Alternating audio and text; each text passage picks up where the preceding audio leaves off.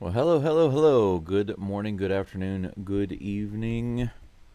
Thank you all for being here. Thank you so much for being here. I hope you're having a pleasant day, pleasant afternoon, pleasant evening, pleasant night. I have people listening in from all over the place.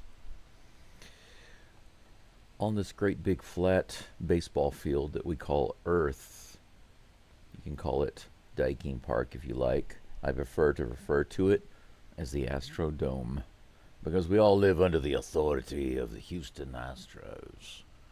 Let's face it, at the end of the day, no matter how badly the Astros are doing, we can take solace in the fact that no other team wants to face us in the playoffs. That's the truth. Even if the Astros limp into the playoffs with 85 wins, who really wants to face us in the playoffs? Nobody. That's good to know. Welcome, everybody. It's good to see you. I see already we have a few people in the chat. Daryl, welcome back. It's good to see you. I have the same feelings that you do today. Daryl says he'd like to see the Astros shut out the Rangers. Or we can piss them off, pitch a perfect game. That'd be awesome. That'd be really awesome. Hunter Brown is on the mound today, so if he could pitch a shutout, can you imagine how awesome that would be? No-hit shutout for 7 innings, and then the Astros relievers shut him out for 2 more innings. Oh my gosh, what a great turnaround that would be. Absolutely. Many blessings to you too, and good health. Glenn wants to know if that's Christian rock, and do I pick that to play? Yes, I pick it to play. If you want to think of it as Christian rock, you can, but it's not Christian per se because it doesn't follow a particular religious belief. I wrote the song. It is a song that I produced myself, and it represents, in my mind, when I was writing it, our direct connection to God.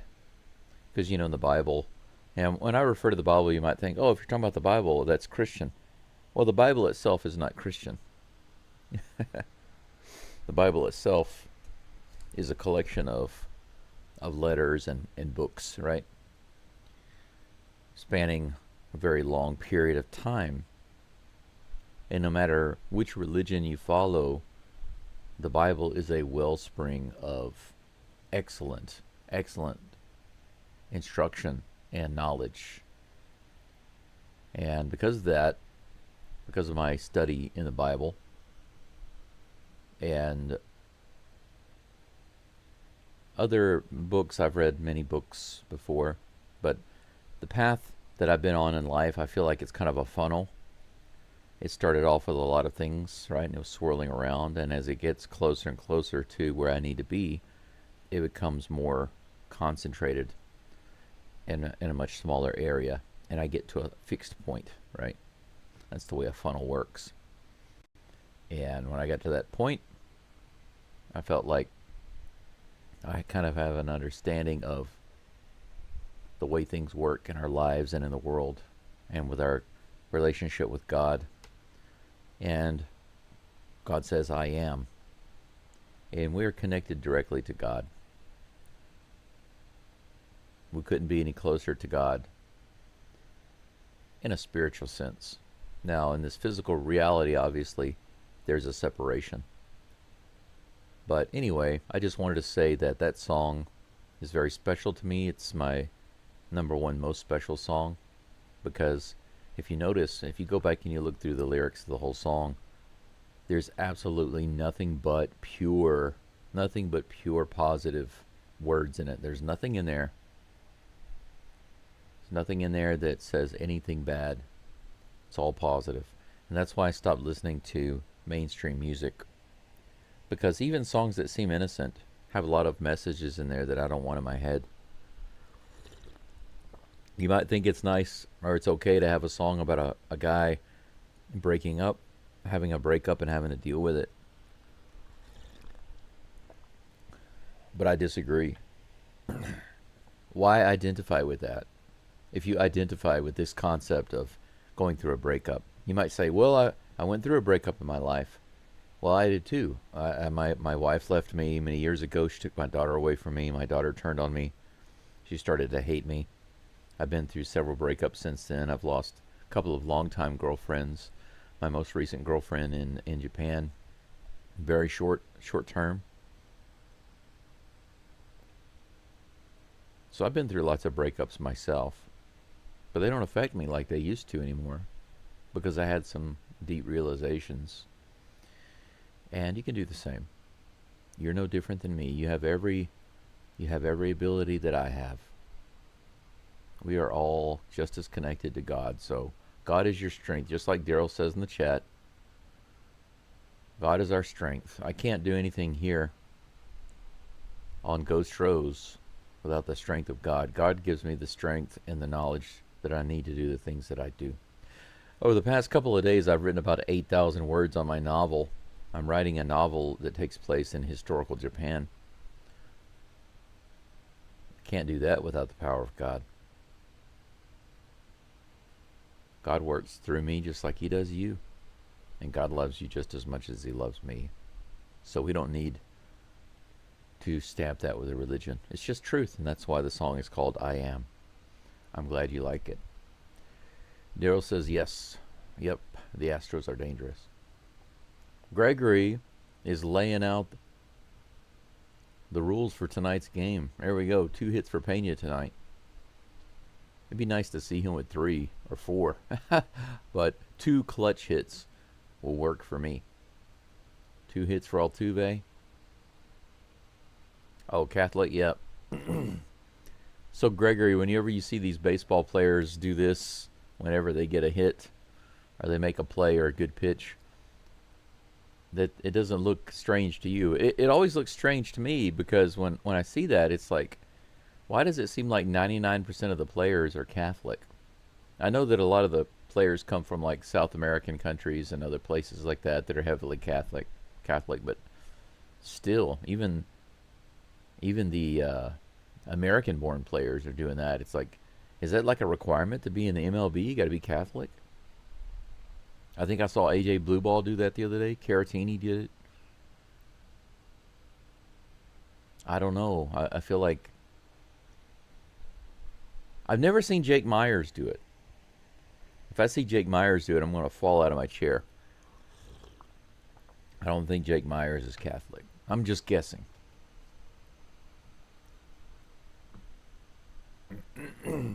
Sweet Richard, you're welcome. I appreciate it. Now, Sweet Richard, let me ask you a question. Is there anybody else that uses your account on here? Are there times when we're doing a live stream, we're doing a game, and somebody is on your YouTube account commenting in the live stream? I'm asking seriously, by the way. I'm seriously wanting to know. And there's a reason I ask. I'm asking because it seems like somebody comes in sometimes and is anything but sweet. So I'm kind of curious about that. Today's game is a Fox game. It's going to be on Fox. So there was no pregame show that I could watch, unfortunately. Right now they're just showing commercials, MLB commercials. But we can take a quick look at a couple of things. Jeremy Pena is leading it off. He's in the game again today. Yordan Alvarez batting second again out in left field. Jose Altuve batting third still. Second base today. Carlos Correa clean up at third base. Jesus Sanchez batting fifth in right field. Victor Caratini, the Batman himself, is our DH today. I'm looking forward to that. Christian Walker batting seventh. Look at that, first base. Yainer Diaz catching, batting eighth. And Jake Myers, Jake the Rake, is in this game, batting ninth in center field. Jake the Rake is back on the take. Jake The rake is back on the take. That's right, baby. Gregory's still working out his stats. 3 hits for Alvarez, 1 homer for Correa. I can dig it. I can dig it. Just like the Honey Smacks frog. I dig them. Finally, they start the game here.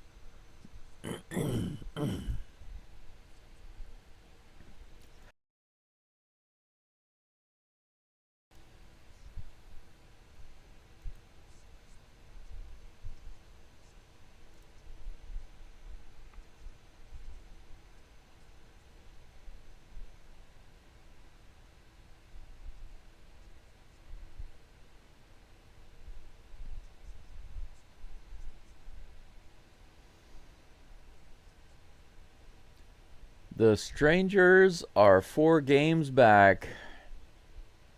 The Submariners 3.5 games back. Anything going on the scoreboard? I wanna check that out. Tigers winning 1-0 over the White Sox. The Submariners will start in a few minutes. They're going to be playing at the same time as the Astros. You can see that right there. So I can be a Braves fan today.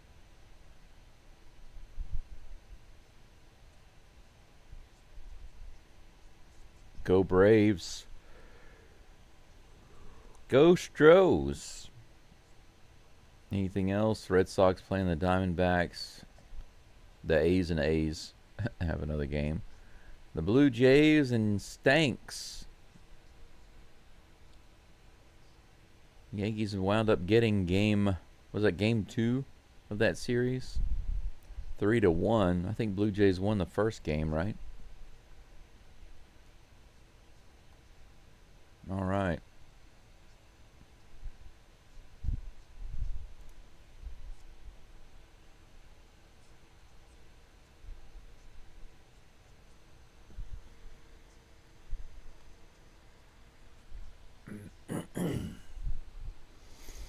Hey, Casey, welcome in.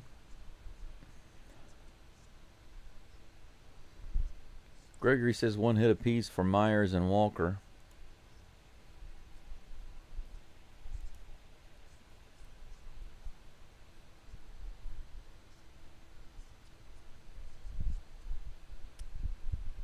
Longhorns won 38-7. Congratulations on that. As long as they're not playing the Tigers, fine by me.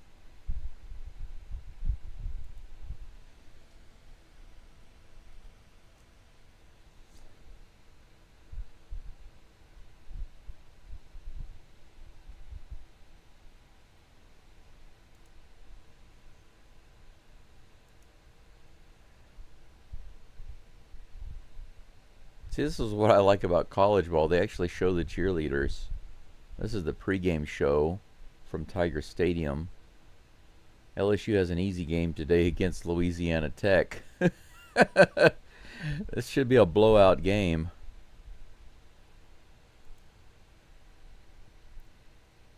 Poor Louisiana Tech. They have to play the LSU Tigers actually in Death Valley, in Baton Rouge. You know, it's funny because these types of games are also fun to go to. I mean, any game is fun to go to at LSU because the games are amazing. But the night games are stellar, especially against big opponents. But even these games are fun to go to because you can get some really cheap tickets. A lot of people, you can see there's a lot of empty room in the stands up there. You can see because a lot of the fans don't care at all about playing Louisiana Tech.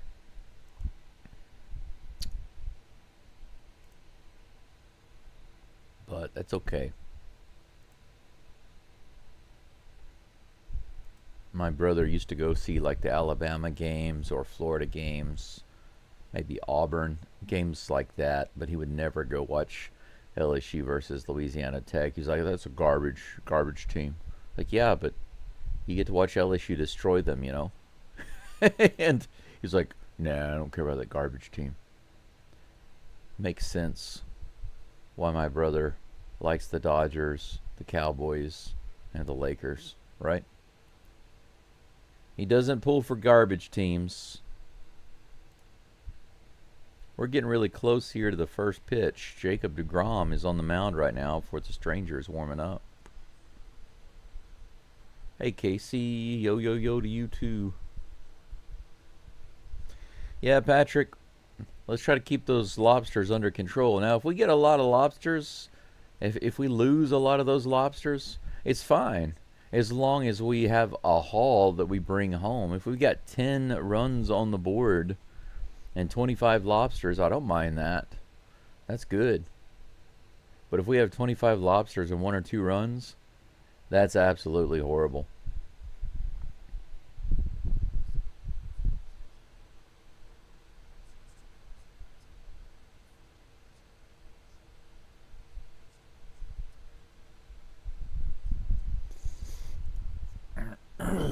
Daryl said I used to go see Rice play. One time I saw Texas Longhorns play. That was cool.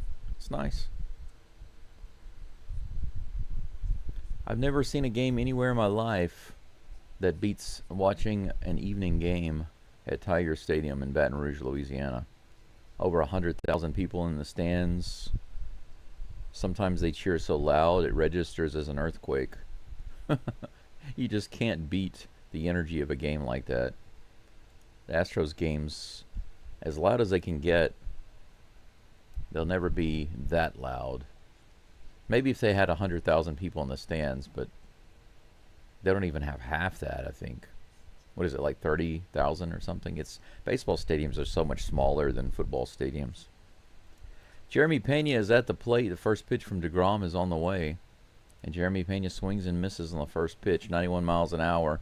I got to get used to the layout because this is Fox. Everything on the screen is in a different location. Here's the next pitch. He swings and misses again. 2 sliders back to back. Swing and a miss. 0-2. These aren't bad pitches, but Pena's not getting the bat on it. Let's pick it up a little, Pena. Pick it up, Pena. Here's the toss. 99, a little high and outside. You know, they have a very, very faint strike zone on the screen. I don't know if you guys can see it. It's on there, but just barely. This is fouled off down the third base side. 1-2 to Pena.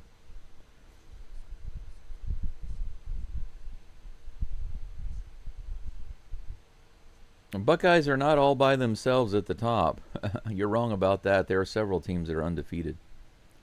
Swing and a miss by Pena. That's strike 3. Pena goes down. Man, he completely missed that slider. Looked like he missed it by 1.5 feet. That was terrible.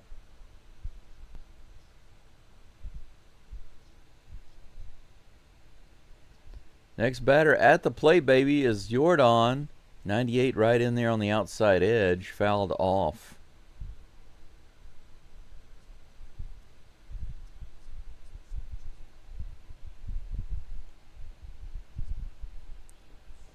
No AC in 94. That doesn't make any sense. In the dirt. 1-1. Yeah, Kyle Field is also a place that'd be cool to see a game. But if it's not an LSU game, I wouldn't care. Unless I just happened to be in the city and there was a game going, I might would go. 91. Low and inside, but called a strike. 1-2. But then again, it would also kind of have to depend on who they are playing. I have no desire to go to an A&M game unless they're playing somebody significant. And I wouldn't go out of my way. I'd have to already be there. High and outside. But Tiger Stadium is the kind of place that you go out of your way to go catch a game. I don't recommend that you go out of your way to go see a day game or go see a game against Louisiana Tech. I don't recommend that if you're not an LSU fan. But if you want to have an experience, go on a Saturday night. 2 balls and 2 strikes to Jordan. Daryl's got his battle orange on. I got mine behind me. Swing and a miss on a changeup, 93 low and outside, and that is, I think, the third strikeout for Jordan since he's been back. I got my blazing orange Altuve right behind me.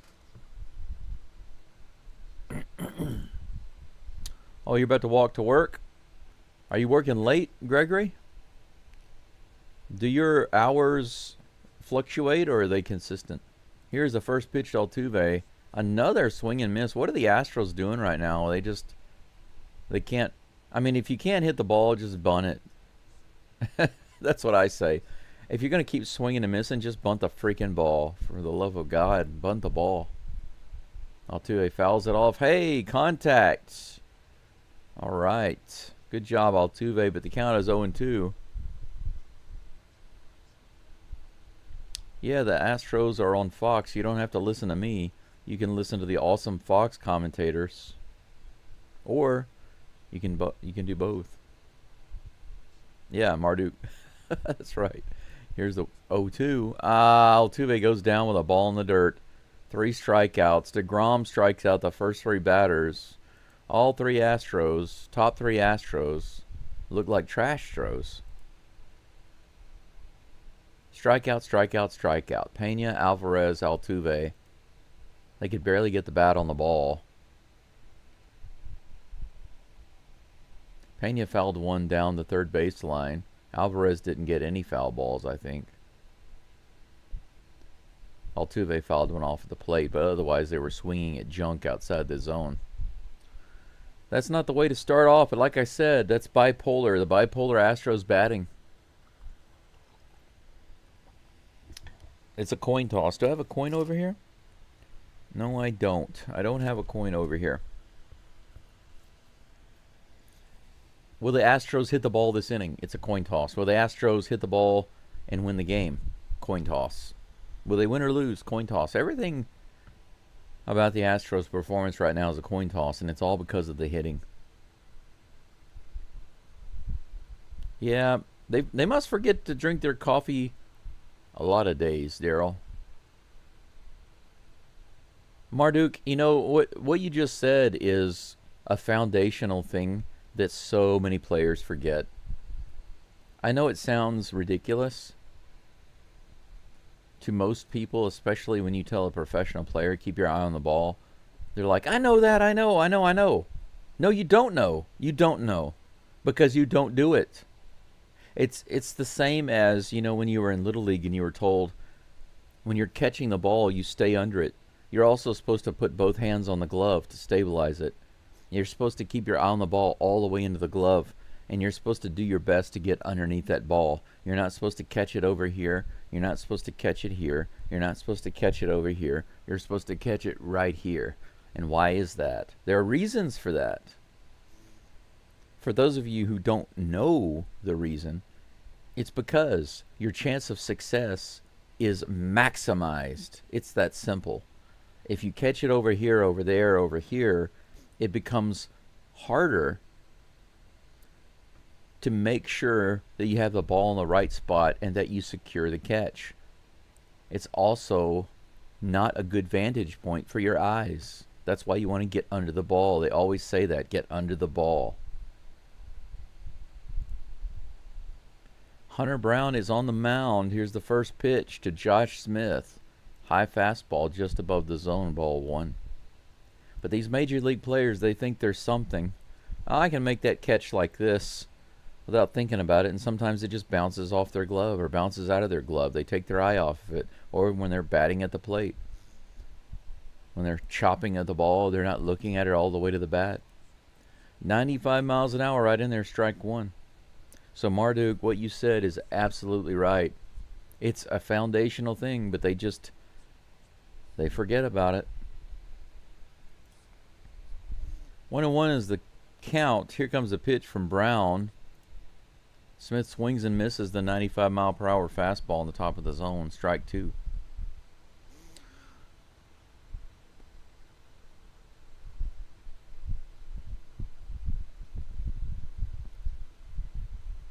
Every weekend at 6 and Tuesday at 7 a.m. Wow, that's quite a difference. Here's the pitch. Woo, 97 on the upper outside corner. Rung him up. 4-pitch strikeout against Josh Smith. Every single at-bat has been a strikeout this game so far. 4 in a row.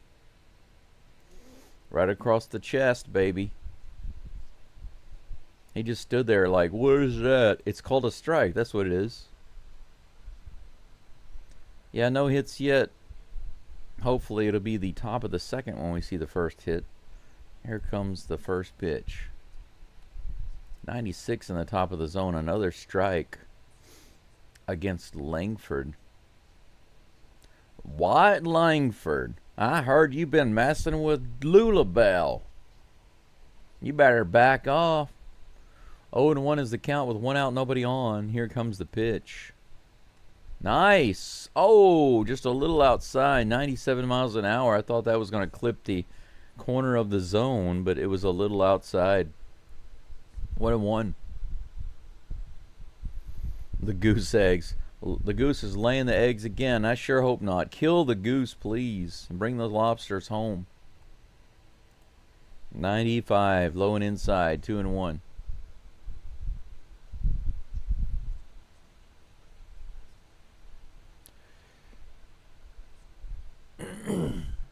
Arctic says we have a crazy offense and have one high-scoring game in the last 15 games. Am I far off base thinking that? Nope, not at all. It's because that's why I say the Astros offense is bipolar. It's now 3-1. Hunter Brown comes back from that first strikeout, just barely missing the edges and corners of the zone. Here comes the 3-1 pitch to Langford. Whoa! Brown is upset about that one. He's like, hey, man, come on. That was right there. 96 miles an hour at the top of the zone. Called ball 4. He still can't believe it. He's still shaking his head. He looked over the dugout and he's like, can you believe that? He's clearly bothered by it. That just means you need to adjust, Mr. Brown. Jacques Peterson comes to the plate. Here's the first pitch. Low. That one's nowhere near the zone. Runner on first with 1 out.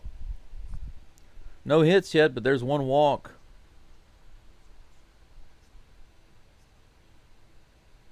Yeah, you're right, Marduk. They didn't watch the ball. Every drop ball, they're not watching it all the way to the hand, you know. Swing and a miss. 95 on the outside edge. Strike 1. 1-1 is the count. Are the Rangers currently the hottest team in the MLB? Really? Are they? I don't know. That's a big statement. Not so sure about that. We'll see. 96 miles an hour. Right in there, strike 2.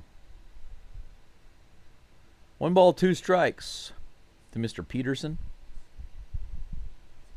Up until May, he was batting 131. Since then, he's been batting 242. Still not stellar, but at least he made some improvement. Good for him. Throw over to first base, but Langford is back. 1 ball, 2 strikes with 1 out. 1 on. Jacques Peterson at the plate. I want to call him Jock. This is bounced to the first base side. Walker takes it himself and tags first base. Langford will get to second.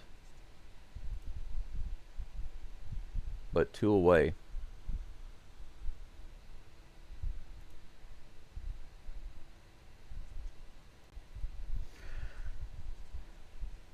It's burger time.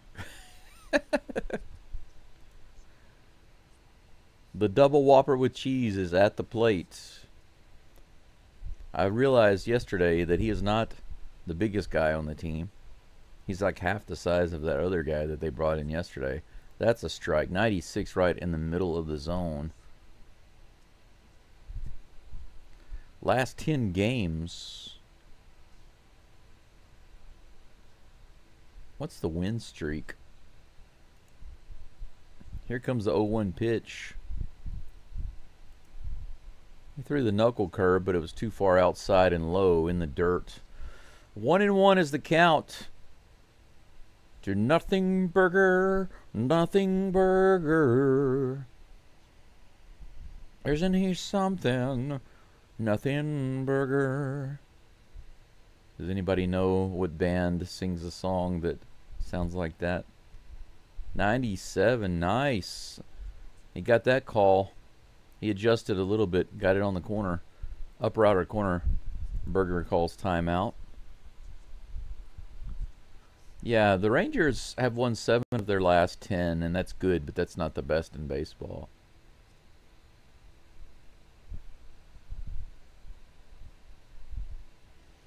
Yeah, Michael's right.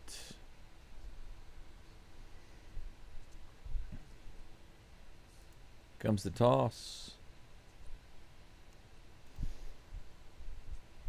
That's a little too high. Brown to burger. A brown burger? Would you like your burger browned, or you want it red? Does anybody in the chat actually eat your hamburger medium rare or rare? That's disgusting. Here's a pitch. Ooh, rung him up. 96 low and inside. Burger is just standing there, but Hunter Brown gets another strikeout looking. You know, look at that. The coach is like, what? What is that, boy? How dare you call that a strike? What? I like how he didn't argue it. He just stood there like what? But he didn't actually say anything. He just stood there like he was confused. It did clip the zone. I will say it was not a good pitch to swing at. It was too low and too inside. But it did clip the corner of the zone. That's it for the Strangers in the first. They get a walk, but that's it. The good thing is that the Strangers now have some lobsters. They have 1 lobster.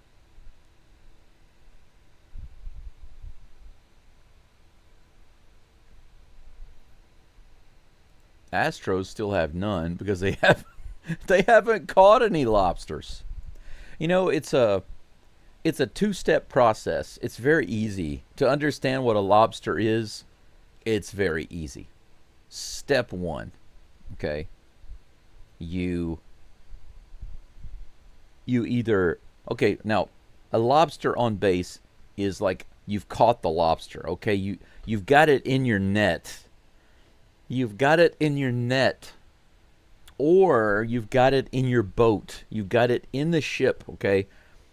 It could be 1, it could be 2, it could be 3. Now, it's not going to be more than 3 because we're talking in terms of baseball, right? So you can't have more than 3 guys on base at a time. So for the sake of the analogy, the maximum amount of lobsters that you can catch in your net or get onto the boat at one time is 3. That's the best possible outcome for your initial catch, okay? So if you've got bases loaded, that means you have 3 lobsters either in your net or on your boat. Now all you have to do is bring them home. That's all you have to do is just bring them home. Don't you want to bring them to your home? Those lobsters are not too good for their home. And their home is in your kitchen on your cooktop, being cooked for dinner. So step 1 is to get the lobsters in your boat, right? Get them in your net, get them in your boat. Step 2 is get them home. And when you've got them in your boat and you lose them before you get home, that is what a lobster is. It's very simple. Swing and a miss on the outside. Correa is at the plate with the 1-1 count. Now, by the way, if you got a guy on first base and you strike out and he's still on first base, that is also a lobster. So it's not just about getting them to home plate. It's about advancing them closer to home. So you could say that it's one of 2 things. Move those lobsters closer to home or bring them home. It's one of those 2 things. That next pitch is in there for strike 2. 1 ball and 2 strikes to Correa. He takes a little timeout, steps out of the box. So if those lobsters are difficult to control and keep, but you manage to get them halfway home, it's like advancing them to second base. That's success. But if you leave them on second base and you don't move them further home, then that basically means you lost them halfway home. Hey, look at that. 2 straight balls. It's full count. 98 miles an hour outside. Here comes a full count pitch. That's hit to right field all the way out to the warning track. And wow, he had to change directions there. Man, if he had gotten all of that one, that would have been nice. But Correa flies out to right field. Jesus Sanchez comes to the bat.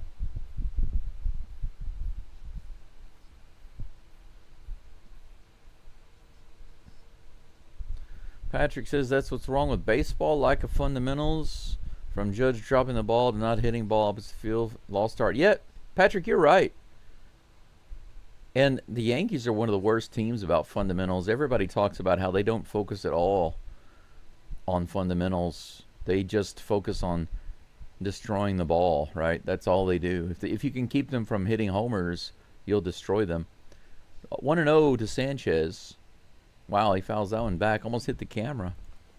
Come on, Buddy Sanchez. Get a little Buddy Sanchez emoji in the chat.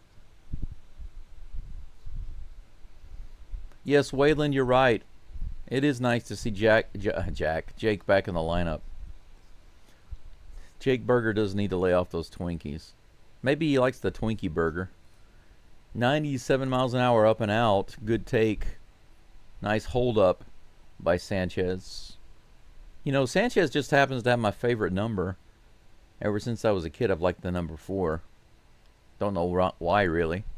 That's a ground ball to first. He tosses it to Grom, covers. In Asia, I think that the number 4 is a pretty interesting number because the sound of the number is associated with death, and so it's not considered a lucky number. And whenever I tell people that 4 is my favorite number, they're like, oh my gosh, why is that? I always say, because I'm killing it. It's a very good East Asian joke. The Caratini Batman is at the plate, and he takes that curveball inside. 2 outs, nobody on. The Astros have been hitting the ball better. They struck out the first 3 batters in this inning. Fly ball to right field, opposite field for Correa, and a ground out for Sanchez. The Batman is at the plate. 91 low and inside. 1-1. The Batman is our switch hitter, so it doesn't matter who's pitching on the mound. He can swap it up. Here's the toss. Fouls it off. 1-2. Hello again to you, Alejandro. Intense Blue Devil, welcome in. And you said medium well. That's perfect. Medium well is perfect. That's also how I like my steaks. I don't like any blood in my steaks, so I cook it just enough to where it runs clear, and then it's ready to be eaten. Here comes the pitch. Swing in the dirt. It's another strikeout. That's 4 for DeGrom. The Batman unfortunately chases DeGrom, acting like the Joker there, getting the better of the Batman. That's it for the Astros in the top of the second. Not a single hit, not a single walk. The Strangers have the walk but no hits. Like what was said earlier. Was it Daryl that said that? We got the goose laying eggs. Everything is goose eggs right now. There's no errors, no hits, no runs, and nothing interesting in this game so far.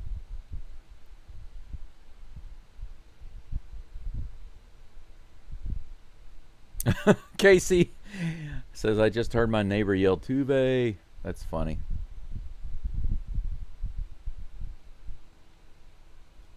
Hey, Casey, let your neighbor know about my channel. I can get another subscriber.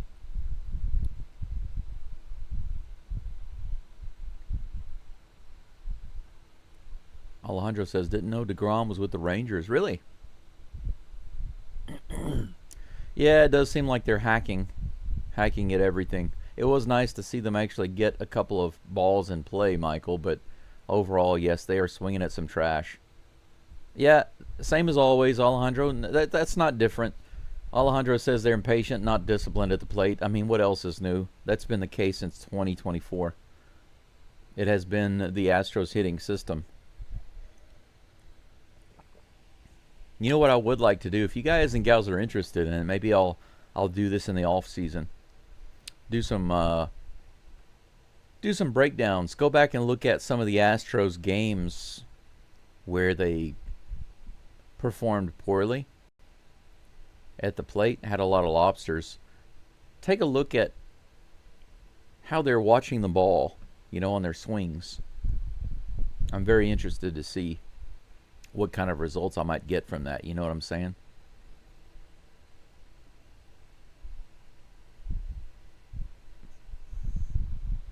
Could make a compilation video of that. I might be scared to watch it.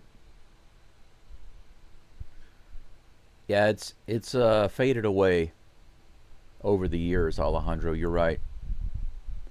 Michael says it's like they're just throwing the bat at the ball in hopes of making contact. Absolutely, it is. Brown is back on the mound. He's facing Dustin Harris. First pitch, a little outside, but he gets the call on the edge. Strike one. If Hunter Brown can keep his accuracy, then he'll have a really good game because he's been putting it right on the edge, right at the top, right at the bottom, right in the corners. That's a little outside. 1-1 is the count. Dustin Harris is the rookie guy that got the walk-off last night.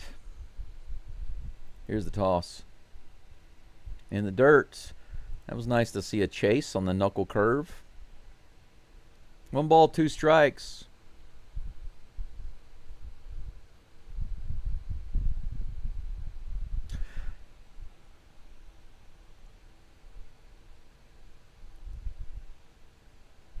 Yeah, I see what you're saying, Richard.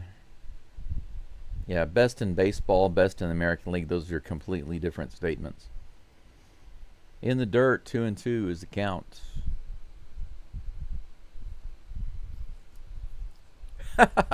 Daryl says sometimes they bat like old toddlers without a mission. You said sometimes? I think most of the time. Yeah, DeGrom is throwing some heat. He's getting it up there. Almost touching 100 miles an hour. I don't think he's hit 99 yet, but he's throwing some 98. Caratini went golfing, Mardu. Duck, duck, goose. Hey, Glenn. Ohayo gozaimasu, Glenn-san. Gurin senpai. Genki desu ka? Kyou wa genki desu ka? How's the weather there? Starting to change around here. Fall is trying to fight with summer. Here's the 2-2. There we go. Brown gets the call on the outside edge. Harris isn't too satisfied about that. A little controversial, but once again, you got to learn really quickly. That's another thing that the batters have to learn quickly. And you can't just learn it from your own at-bats. You got to pay attention to your colleagues, your teammates' at-bats as well, and even the at-bats of the other team. Because if the umpire is calling consistently just slightly outside the zone, then you need to be looking for that. You need to swing at that crap. Too far inside on the next batter. 1 out, nobody on here in the bottom of the second. Josh Young at the plate. Here comes the pitch. That's hit right up the middle, and that's going to be the first hit of the game. Jake Myers gets to rake it in. Just for a second there, I was like, hey, that's Jake Myers. It's like I forgot that he was even out there. I was so happy just now. When the ball rolled out there, I see Jake Myers pick it up, and I was expecting to see like Dubon or Trammell, and then I see there. Show Jake. Show him. Yes, that's him. He snuck in there. Runner on first with 1 out. Alejandro Osuna at the plate. Osuna. That's in there for strike one. Marduk wants to know if this channel is going to do some serious tape work hours in the off season. You know what? I want to, Marduk, because I have to do something. And I've been thinking about what all to do. Of course, I'm going to continue to do shorts. You know, doing the shorts is actually a way to expose my channel to a larger audience. So I've been doing shorts consistently. But I try to do shorts that are interesting to not just my core Astros audience, but also to the wider audience. But as far as videos are concerned, that's fouled off. 1 ball and 2 strikes to Osuna. But I'd really like to do kind of a deep dive on some things about the Astros, particularly their batting. I think it's easy to figure out the problems in the pitching. It's been mainly injuries and too much stress and too much responsibility on the pitchers we do have. 96 miles an hour at the top of the zone, fouled back. The count remains 1-2. I think all of us can agree on that, right? That the Astros pitching this year, the success they've had, the difficulties that they've had, it's pretty clear and easy to understand why it is the way it is, right? But the batting is something that is serious. 88 outside, 2-2. So I would love to. I do have a video that I'm trying to get finished and put it out in the next couple of days. Actually, I'd like to have it out the day after tomorrow, because the day after tomorrow there's no live game. The Astros have a break, so I'd like to premiere it that day. So maybe I need to prioritize finishing that video today. Hunter Brown tosses it over to first, but nothing doing there. 2-2 with 1 out. Runner on first. Here's the pitch to Osuna. 97 right in the zone, fouled off.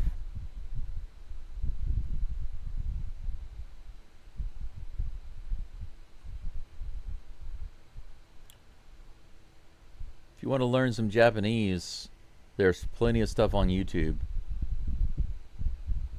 They need to watch batting videos from Charlie Hustle. Any type of batting videos would help them right now. That's going to be another hit to the right side. Couple of singles. Runner stops at second base.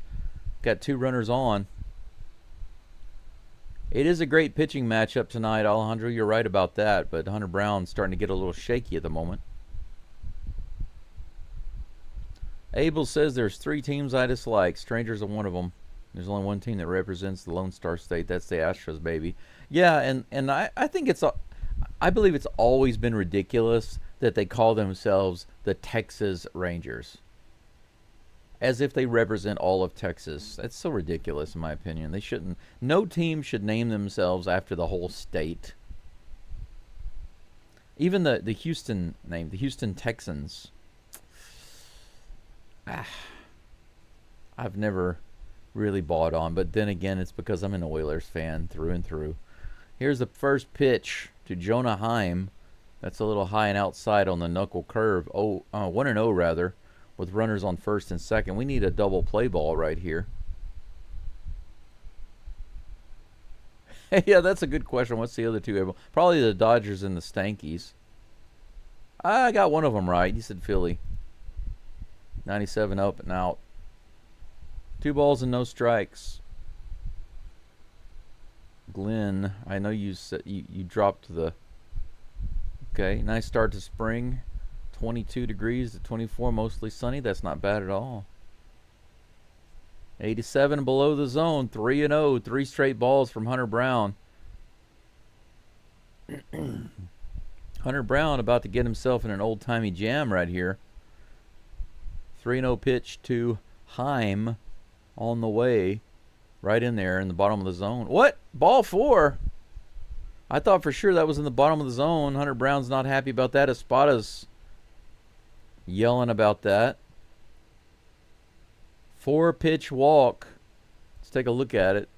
It's very difficult to see the strike zone box. But look at that. Yeah, just below the knees. I guess you could say it's technically a ball. Close but no cigar. You got to get it there or you don't.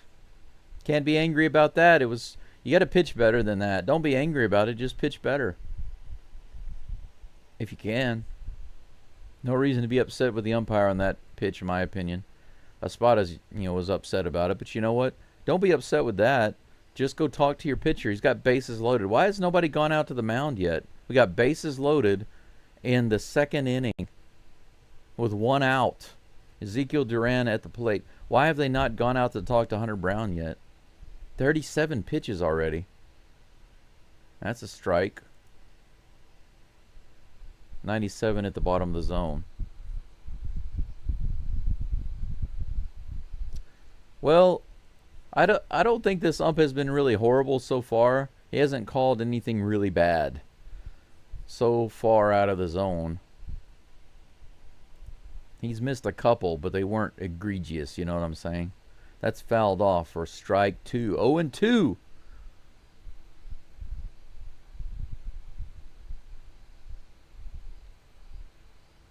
Oh yeah, Steel Viper. That's an interesting thing that you pointed out. I'll get to that in just a second. Hunter Brown steps off the mound. Steel Viper, thanks for being here. He says that DeGrom and Brown pitched against each other earlier this year. We couldn't give any run support then. We lost that game 1-0. Just to give you an idea of what we're facing today. Abel says, come on, man. Absolutely, I agree. Let's go. Strike 3. 96 miles an hour. Froze him up. Up and out in the zone. Another strikeout. I guess this is going to be one of those games where the pitchers just have to try to strike out the batters. That's the only way they're really getting them right now. 4 strikeouts for Hunter Brown. 2 outs, bases loaded. Josh Smith at the plate, the top of the lineup. Check swing, did he go? They say he did. That's a strike, my friend. I think it was a strike either way, but whatever.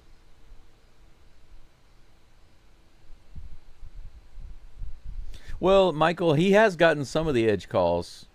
He's gotten some of them. Yeah, the ump hasn't laid off all of them. He's got some of them. That one's outside. 1 ball, 1 strike.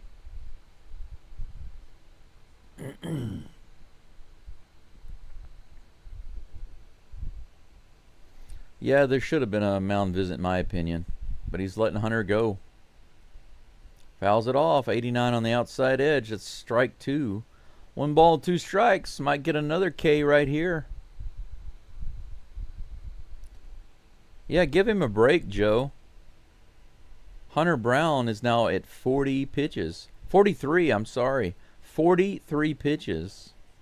And he's got bases loaded with a 1-2 count to Josh Smith. Here comes the toss. Outside. 3 or 4 inches outside. 98 miles an hour. Tried to throw him some gas, but he missed it. 2-2.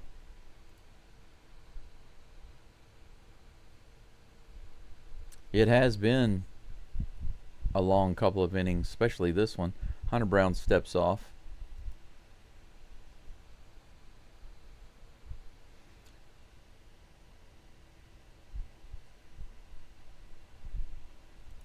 Here comes the 2-2 pitch. Knuckle curve. No, he throws the fastball in the bottom of the zone and he fouls it off. Could have gotten him on the knuckle curve there. What's the longest Astros game you've ever seen? Does that include a rain delay? Because if that includes the rain delay,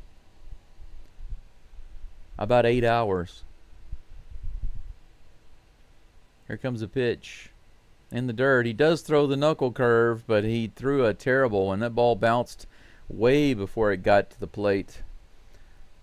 Diaz was able to stop it. The count is full. Oh yeah, if you're talking about longest as far as innings or longest as far as time, yeah, those are different.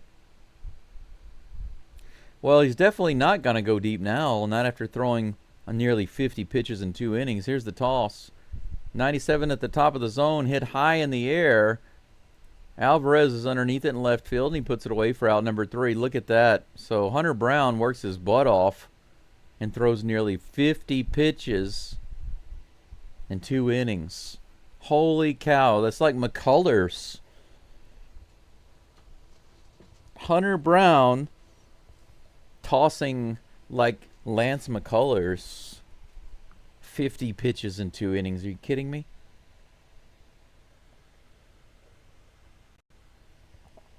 Absolutely insane in the membrane. Insane in the brain. Insane in the membrane. Hunter Brown got no brain.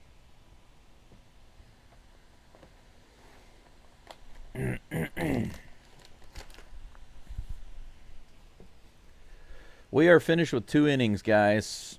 And I'll tell you what, the stats on the screen do not tell the story of the first 2 innings, that's for sure, especially the second inning. 2 hits for the Strangers, and that's it. No errors, no hits for the Astros, no runs for anybody. You don't get a run, and you don't get a run. Nobody gets a run. Just a bunch of nothing burgers. It's 0-0 going into the top of the 3rd. Hunter Brown and the Astros get really lucky. Hunter Brown's performance there reminded me of watching Justin Verlander back in the day.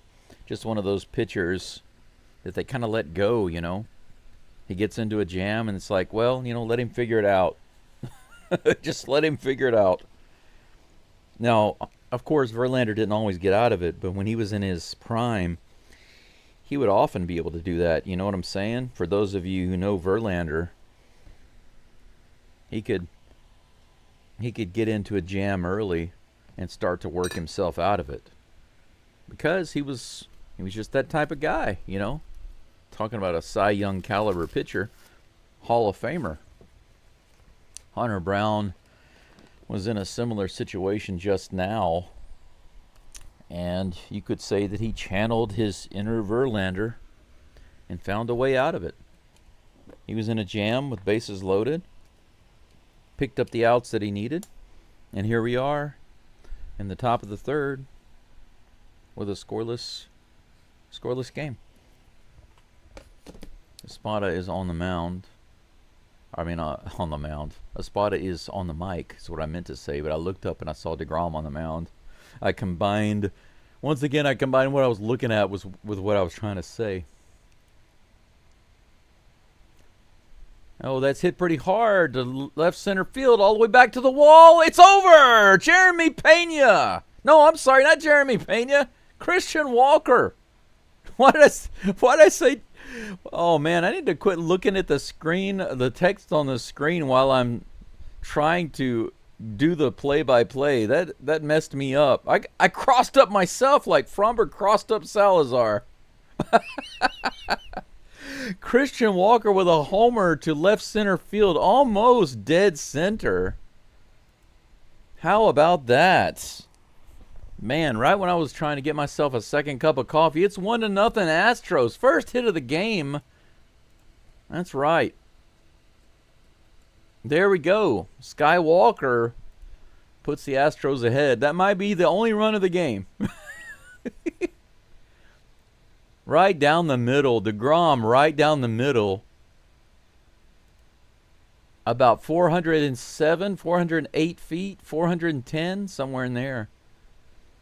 Diaz trying to take a hack at it. Well, he did. Didn't touch it. 1 ball, 1 strike to Diaz. Can I make a short of yesterday's game? Is there anything in particular you want to see? That's hit up the middle. Is it going to get down? No. That'll be caught by the center fielder, and that's the first out of the inning. 1 hit for the Stros so far. 1 run. Christian Walker blasts to center field. Holy cow. I look at the chat. I look at the stats. I look at the data of who's at bat, who's pitching. I look at the game. I start mixing stuff up whenever I get excited. It's not as easy as it appears to be. Jake Myers, baby. Ball one. Jake the Rake is at the plate. First batted back with the Astros. Little low and outside. Good take. 97 miles an hour. 2-0. Jake the Snake. Jake the Rake. Mr. Baseball himself. I'm going to have to get myself a Jake Myers emoji ASAP. Here comes the 2-0 pitch. 93 low and outside. He swings at that one and misses. 2-1. I love myself some Jake Myers. 2-1 from DeGrom with 1 out, nobody on. Ooh, a little half swing. Jake Myers loses his helmet. Oh, nothing has changed. Nothing has changed. Blue Devil, I'm doing all right. How are you doing? I know that there are a lot of comments in the live chat I need to get to. I'll get to those as quickly as I can. Here is a 2-2 pitch. He fouls that one out down the first base line, rather. 98 miles an hour on that pitch. All right. Man, I want to see a Jake Myers rake over that fence. Yeah, that's right, Caesar. That was Cypress Hill. Ah, 92 miles an hour at the bottom of the zone. Swing and a miss. Myers goes down with the strikeout.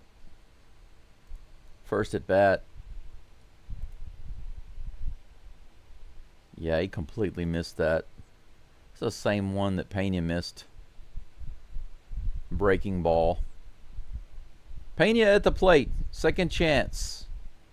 Pena goes right up the middle on the very first pitch. Heck yes. The flash, baby. 2 hits now for the Stros. A homer and a single. It would have been nice if we could have reversed those, right? Single and then homer. But it is what it is. Because the big man comes to the plate, Yordan Alvarez. Maybe they've got him figured out. Astros' first 3 batters, Pena, Alvarez, and Altuve, all struck out. Maybe they've done their research, and now they know what to swing at. Now they know how to hit it. Destroy him. Ooh, 96 in the bottom of the zone, strike 1. You got to swing at that, Mr. Yordan.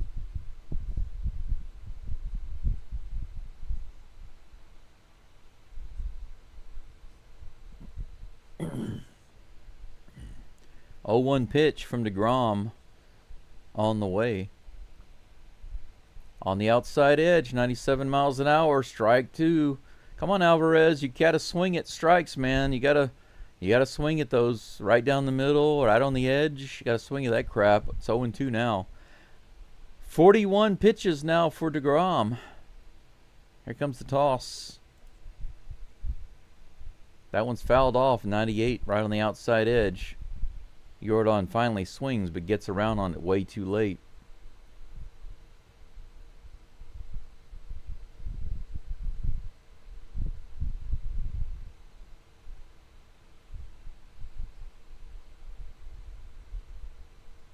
Welcome back, Brendan. I see that. Here's the next pitch. Outside, 1-2. Sweet Richard says Seattle up 2-0, 2-0, 2-0.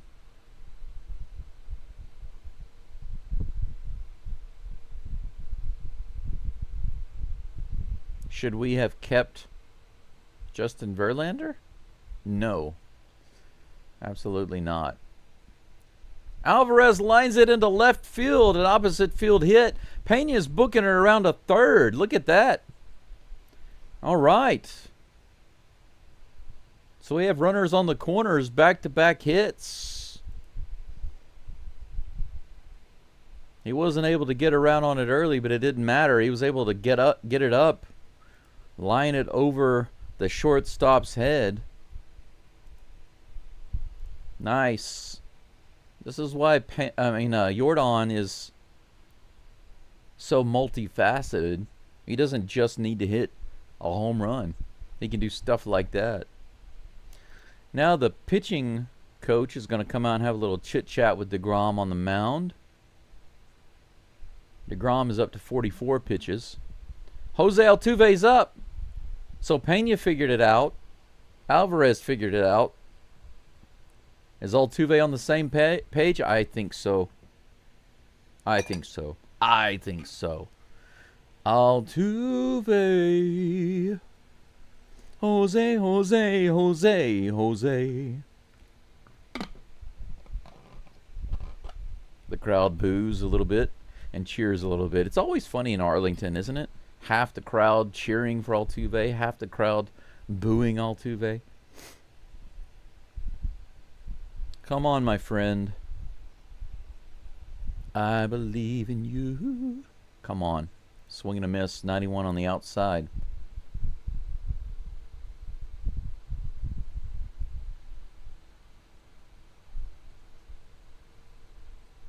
He was never the same after Tommy John, but didn't he win the Cy Young after the Tommy John? JV? That's hit up the middle, but it's going to be playable by the center fielder. So Altuve does get the bat on it, but unfortunately it is playable. 2 more lobsters for the Astros, but Christian Walker thankfully puts us ahead 1-0 on that hit right there. Right over the wall in center field. Good job. So after striking out about 1,000 times, Walker hits a homer. That's pretty much what he does. I feel like Walker strikes out 1,000 times, and then he will homer 5 times in a week, and then he'll strike out 1,000 times again. That's basically his stat line. So maybe over the next week, you can assume that Walker will have 4 more homers, and after that, he'll start striking out again. So for those of you who bet, maybe you should start thinking about betting on Walker hitting some more homers. Maybe tomorrow. Maybe even hits 2 homers tomorrow. Who knows? But then next week he'll start striking out again. So you can put that in your pipe and smoke it if you're a betting man. But yeah, Caesar, you mentioned doing shorts for yesterday's game, but what kind of stuff are you wanting to see in that short? Because the Astros lost yesterday, and I don't do the game highlights anymore. It takes a lot of time to do the game highlights, and Astros fans generally don't care. If the Astros lost, they don't really care. So those types of things don't do well. And for those of you who don't know, if you have more than 60 seconds of clips from the game in a short, it gets blocked by YouTube. You can't post a short with more than 60 seconds of the game footage, continuous game footage.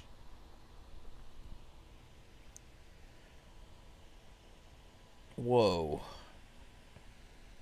So I have to keep my game shorts basically at 59 seconds.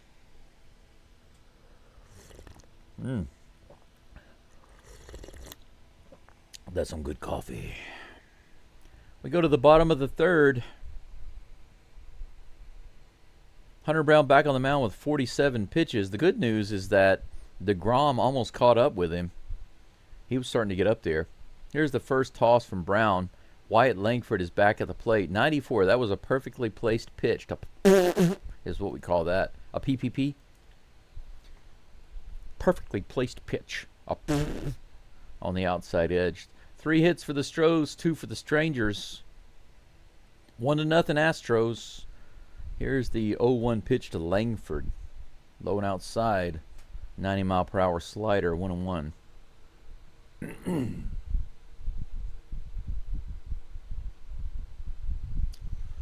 Oh, you're going to watch the Sox? Boston? Ooh, wow, got the call there on the edge, on the corner, rather. Yeah, he's like, I can't think that's kind of low. And the bird's like, whatever, it's a strike. 1-2, here's the pitch. Right in there. He walks away immediately. He knew that was a strike. 95 miles an hour right in there. He got him. 4-pitch strikeout for Hunter Brown. Langford goes down. Go back to the farm, Langford.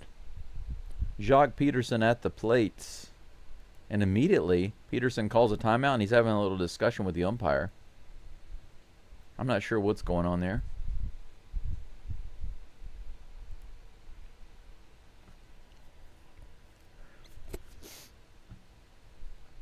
Peterson grounded out his last at bat. Here comes the first toss. Low and outside on the sinker. 1-0. Yeah, let's hope we can light him up even more, Joe, on that long ball.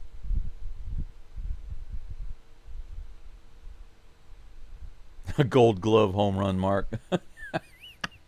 It was a gold bat. That was truly a gold bat. Swing and a miss. 1-1. Nice knuckle curve.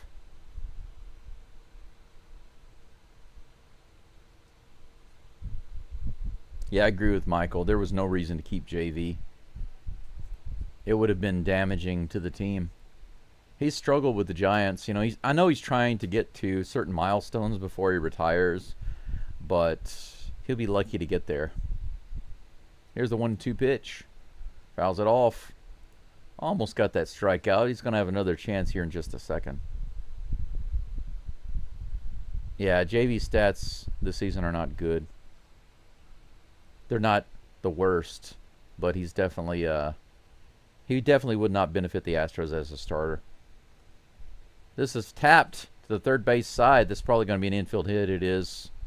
Opposite field tap for Peterson, a lefty who gets lucky. He gets the tap off the end of the bat. Yeah. That was... I mean, there's like nobody over there, too. Even though he's not the fastest runner, there was just no chance for Correa to pick that up and throw it over. That's an infield hit. We got one runner on with one out.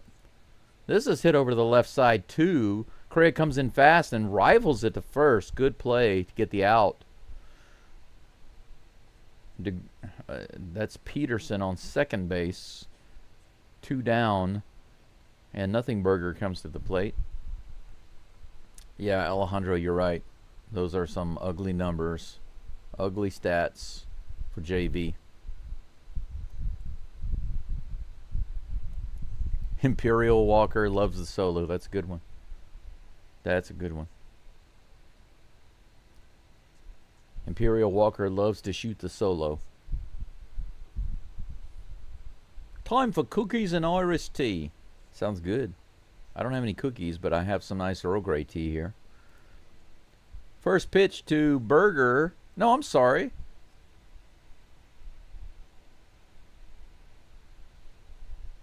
I forgot. What? What's with the stats on the screen? See?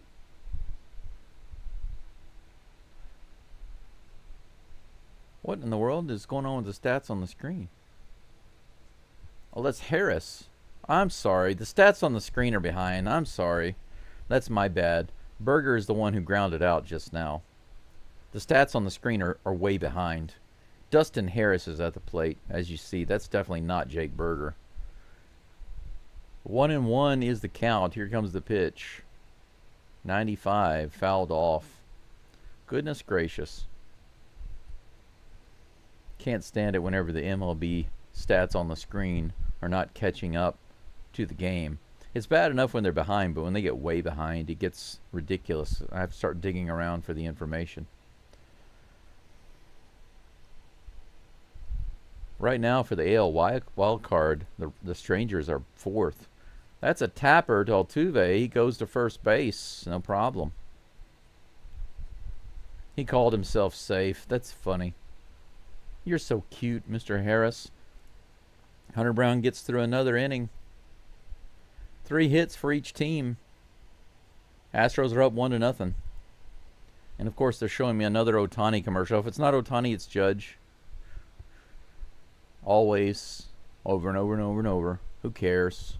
But I do think it's funny because have you seen this commercial at the very end? I just hope all that fame doesn't go to his head, is what he says. And of course, he's talking about the dog, but I think it's kind of funny because considering all the controversy that that Ohtani seems to attract himself over and over again.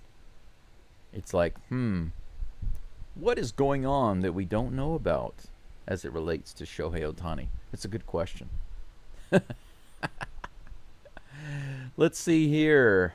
Lankford's Grocery, don't know it. But then again, I'm nowhere near that area. Caesar says, I'll just ignore Stankies fans. Good for you. Texans first game tomorrow. Speaking of that, LSU's playing right now. I think their game started, didn't it? Let's see, live. Yeah, they're playing Louisiana Tech, so yeah, there's the game right there. Not a difficult game, not a particularly difficult game for the Tigers.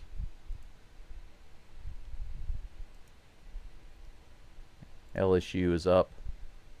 Wow, they only scored 1 touchdown in the first quarter. I mean, the first quarter. That's nuts. LSU only has 1 touchdown in the first quarter against Tech. It's already in the second, and it's only 7-0. That's unbelievable. If they go at this rate, it'll be 28-0 at the end of the game, and that's a terrible outcome to get against Louisiana Tech. Come on, Tigers, you got to do better than that. Top of the 4th coming up. Right now they're showing how the Astros, the Submariners, and the Strangers have been doing. It's just been kind of sideways for everybody, right?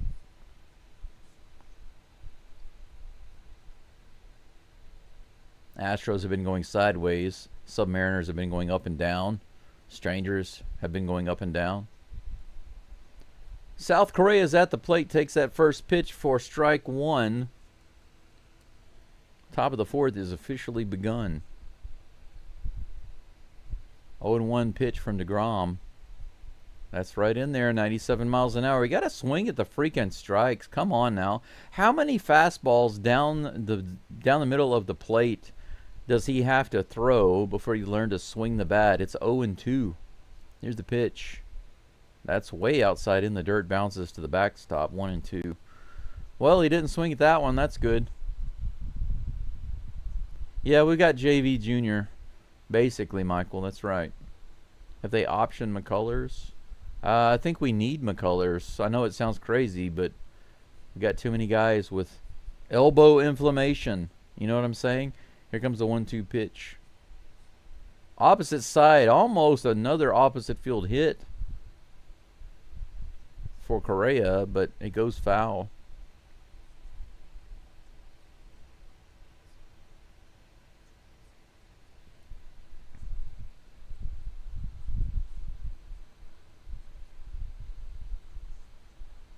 Braden says, are you tired after last night? Huh? Are you talking about me? No, I'm not tired. I slept really well last night. That's alone in the dirt outside, 2-2. Remember, whenever the game finishes for me, even though it was a long game, it was around, 1:30 in the afternoon? It's not a big deal for me.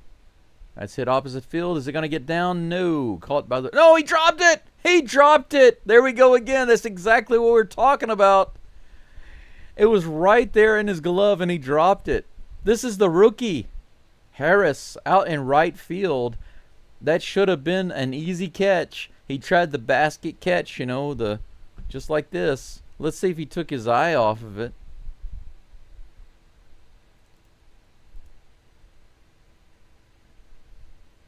Yeah, right at the last moment. Right at the last moment. Wow, look at that. That's going to be an error. First E of the game.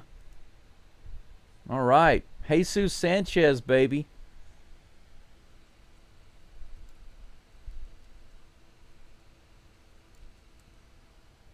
South Korea passes the baton to Buddy Sanchez. Here it comes the pitch. That's in there in the bottom of the zone. 1-1.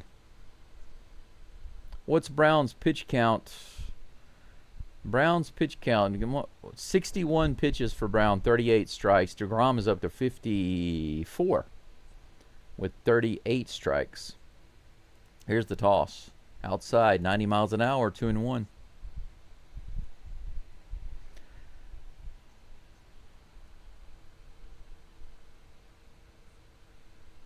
Yeah, some SEC struggle. Well, Tech is not in. They're not really a team to struggle with. 97 up and out. Louisiana Tech is not an SEC powerhouse. LSU is, but Louisiana Tech is not. If you struggle with Tech, that's your own fault, not because of Tech is awesome. The Batman is on deck. Here comes the 3-1 pitch. Woo, outside. Look at that. Sanchez working the walk. 5-pitch walk. DeGrom now has 2 runners on with no outs. I wonder if they're going to bring the pitching coach out again. Are you okay? It's not like you to do this. I expect this from Langford. DeGrom says, Langford? Why is that? Because he's not a pitcher. The Batman at the plate.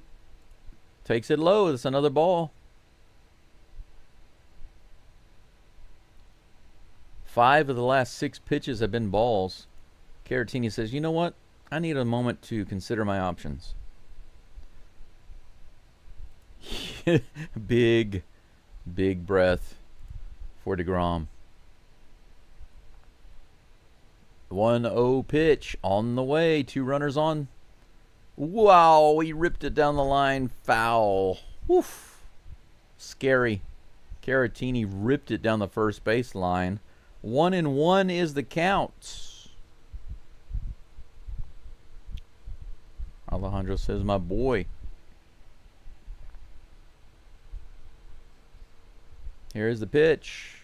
Low and inside. Good take. 2-1. Alejandro says, don't care what anyone says. Carlos Correa is our second most important player right after Altuve. What about Yordan? Where do you rank Yordan in there? You put him third, or did you just forget about Yordan? Here's the 2-1. Ooh, fouled off of his foot. He seems to be okay. He's kind of shaking it off. 2-2 is the count.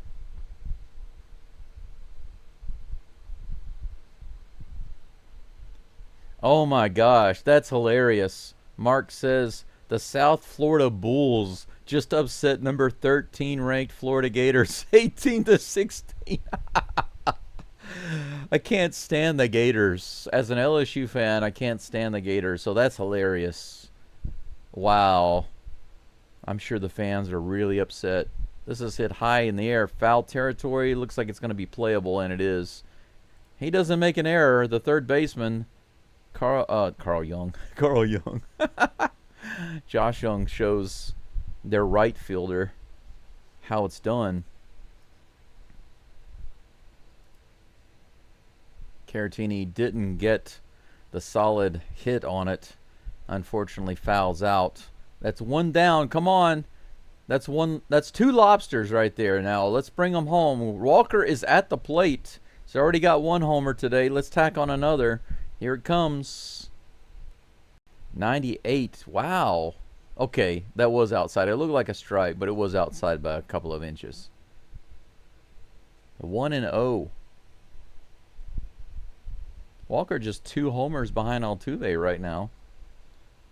Here comes the 1-0 pitch. He grounds that one to short. The only plays at third. They get the lead runner. Thanks a lot, Walker. That's 2 more lobsters. Astros already have 4 this inning. 4 lobsters lost.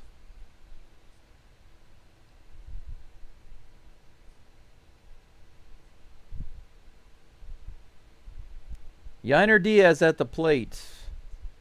Let's see if Yiner can come through and give him a shiner. Here's the toss. 97 just outside. Ball 1. Daryl, I catch and throw right-handed, but I'm a switch hitter. I bat right and left. Is that going to get down? Wow. Line drive to right field, and their rookie makes the catch after dropping one to start the inning. Harris makes the catch. So he makes up for that blunder right there. On this one, he manages to make it, and that's the one we needed him to drop for sure. That's 2 more lobsters. 6 lobsters that inning. That means the Astros had 6 opportunities. We had 6 guys on and couldn't do anything with it. So in this game, both teams are once again, both teams are doing horribly. The Rangers have 10 lobsters. The Astros have, what, 8?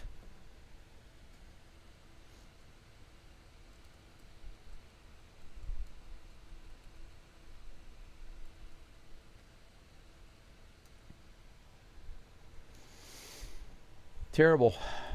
As Charles Barkley would say, terrible, terrible.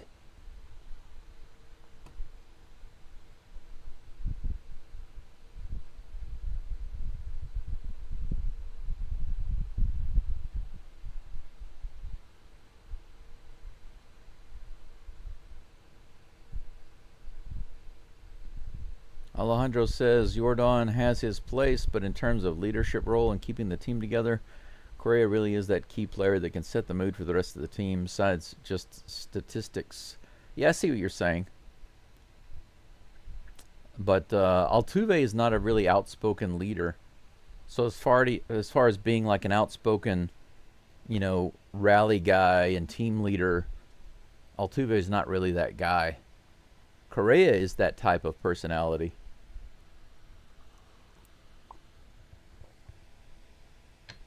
But I wouldn't say that Altuve is that type of personality. But but earlier when we were talking about our top players, I didn't know you were just talking about leadership. But if you're talking about their importance to their success at the plate, of course, there are some differences there. Their success in scoring, Jordan is number 1. But as far as getting the team disciplined, honestly, right now, there's nobody. Not even Correa. Correa's not showing amazing discipline at the plate right now. So I wouldn't say that he's their batting inspiration. 1 ball, 1 strike to Josh Young, who's at the plate to start the bottom of the 4th. Here comes the toss. That's in there. 96 miles an hour, strike 2.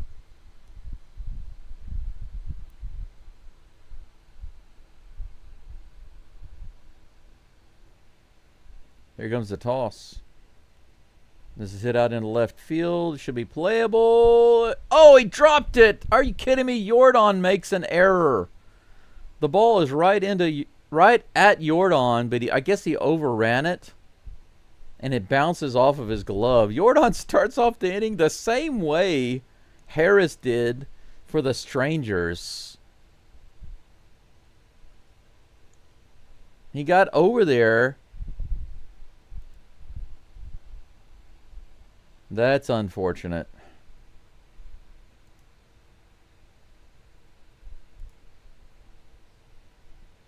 Maybe the lights got in his eyes. Swing and a miss. Alejandro Osuna is at the plate. High fastball. 0-1 is the count. We got a runner on second base. That's 2 errors now. 1 for each team on the same exact thing. A fly ball missed. Here comes the 0-1 pitch. Fouled off. Jordan is not a high-ranking left fielder. Say what you want about Altuve, but Altuve makes that catch. I think Altuve gets over there faster and is able to set up under it better than that. Here comes the pitch. High and outside. 1-2. Darryl went with the green tea. This is going to be my last cup of coffee for the day. Actually, I think I want to put some creamer in it. make it taste a little nicer. 1 ball and 2 strikes to Osuna. No outs. Runner on second. Here's the next pitch from Brown.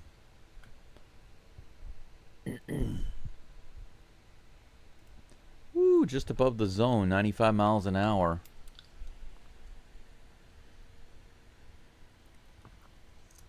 Two balls, 2 strikes.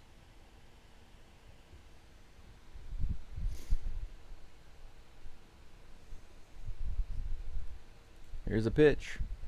Fouled off. Count remains 2-2. Well, I agree with you on that. Altuve is definitely our franchise player in the face of the organization, but not the strong leader that you need in the clubhouse and on the field to inspire the Astros, and definitely not a disciplined player to hold their feet to the fire or hold them accountable. Altuve's none of those things.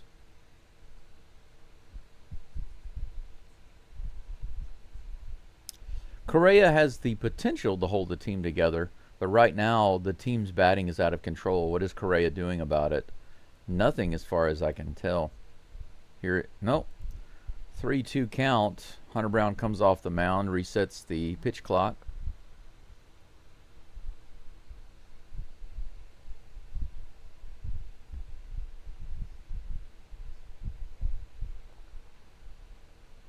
Here's the toss. Swing and a miss. 87. Nice. Change up. Osuna can't handle it. Out number 1. It's another strikeout for Brown.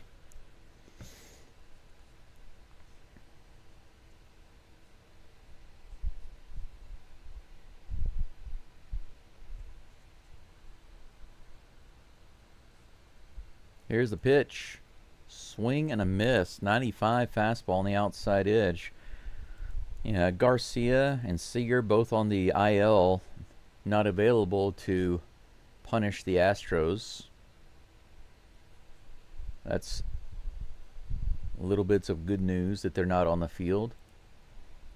Swing and a miss again. 95 miles an hour, top of the zone. 0-2 is the count. Hunter Brown going for that 3rd strikeout. Heim walked his last at bat. Blue Devil, yes. Lobster is not just left on base. It's a particular type of left on base. LOB means left on base, but a lobster is a particular type of left on base. He comes off the mound again, resets the pitch clock.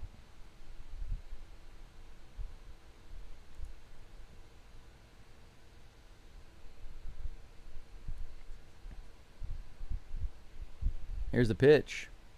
He hits it, that one to Jordan. Jordan catches this one. Good job. Out number 2. Runner stays at second base. Kind of dangerous there. Hunter Brown had a nice opportunity for a strikeout, and the batter was able to get solid contact on it. I didn't like that. Luckily, it was an out. 75 pitches now for Brown. 48 strikes. Blue Devil, my definition of a lobster is, oh, that's in there for a strike. 82 miles an hour on the outside edge to Ezekiel Duran. If you have a runner on base, you could consider that a lobster, but it becomes a missed opportunity. You don't move him to another base, or you don't score him. You don't do something beneficial. Nice play by Altuve there. A little pop on the infield. Altuve runs in and grabs it for out number 3. So Jordan's mistake out in left field comes to nothing. Almost kind of a a mirrored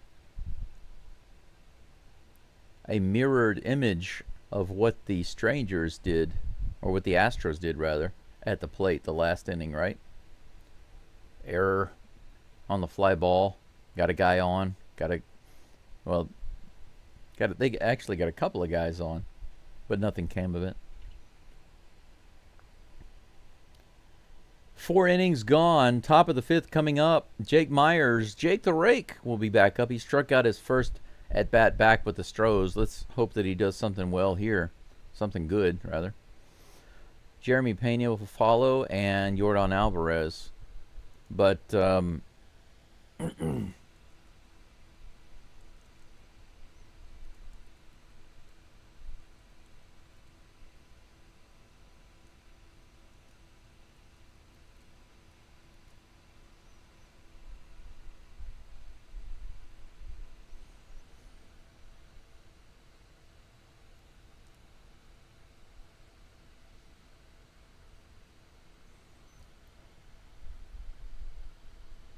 let's see here.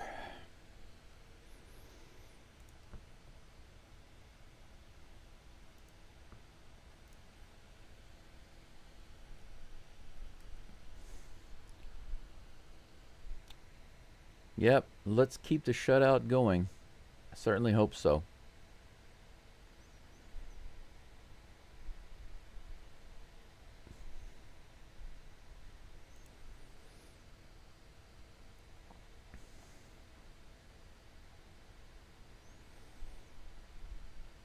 Where is it at? Where is it at? I've got a good description here.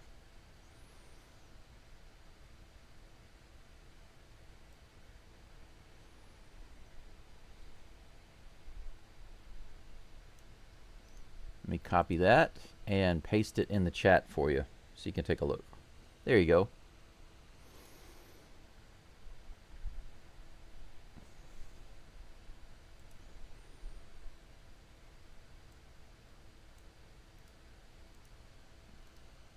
And just so you understand it, there you go. So sometimes people want to argue with me and say, that's not a left on base. Well, I'm not talking about stranded runners at the end of an inning.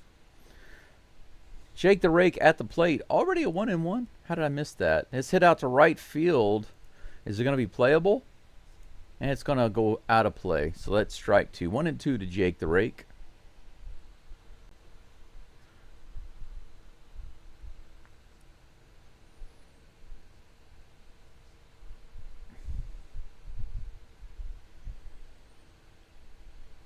Baylor beats the SMU Mustangs. That's actually not as surprising. A defensive battle? 48 to 45? That looks like an offensive battle. What was the score before overtime started, Mark? That's what I'd like to know. Jake the Snake, that's right. Jake the Snake Roberts. Here's the pitch. He bounces that one to third. Looks like it should be a ground out, and it is. Myers flew down the line, but he couldn't get there. It's nice to see Myers moving that fast. But on the 2-2, he grounds out, and that will start the inning. 0-1 are the Astros in the top of the 5th. Jeremy Pena, the Flash, comes to the plate. And then Yordan will be up after that. Here's the first pitch to Pena. 97 right in there. Last at bat, Pena swung on the first pitch and hit it right up the middle. Could have done the same right there. Hunter Brown doing some study with Yiner.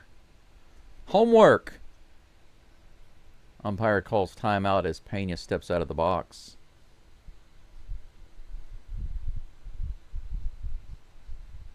Come on, Astros, add a half dozen runs early. You can do it, says Charles. Yes, you can, but not like that. Swing and a miss. Pena does go at the 97-mile-per-hour pitch that time, but misses it. 0-2. Let's go. Here's the pitch. 98 up and in, fouls it off. That one looked harder to hit than the last one, but he managed to get the bat on it.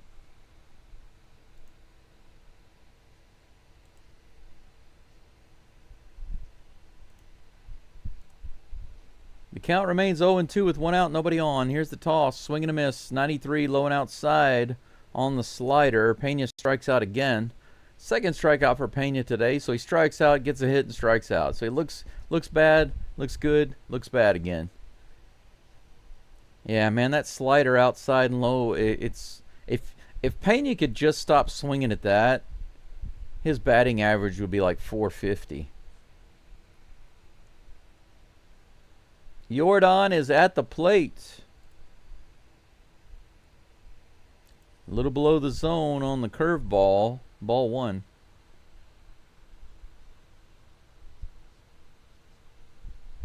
Oh yes, Mark. Well, actually, it wasn't about it wasn't about missing the sarcasm. You know, because if the score was really low before overtime, then that's definitely a defensive battle. I would agree with that. Even though the score looks high, I know how college football works. So if they go into overtime, it could have been a defensive battle. That's why I asked what was the score before overtime started. So there's no way for me to guess that that could have been sarcasm. 3 balls and no strikes. 3 straight balls from DeGrom. I guess he doesn't want to pitch to Alvarez. Here's the next toss. On the outside edge, he calls it a strike. Could have been ball 4, but it was maybe a hair in the zone. DeGrom has 79 pitches. The 80th pitch of the game coming up in just a moment with the 3-1 on Jordan Alvarez. We got 2 outs, nobody on. Jordan blast on the 3-1 count. Knock DeGrom out of the game. I don't think that'd knock him out of the game, though. Not yet. He fouls that one off. 96 in the lower outer part of the zone. Halloween.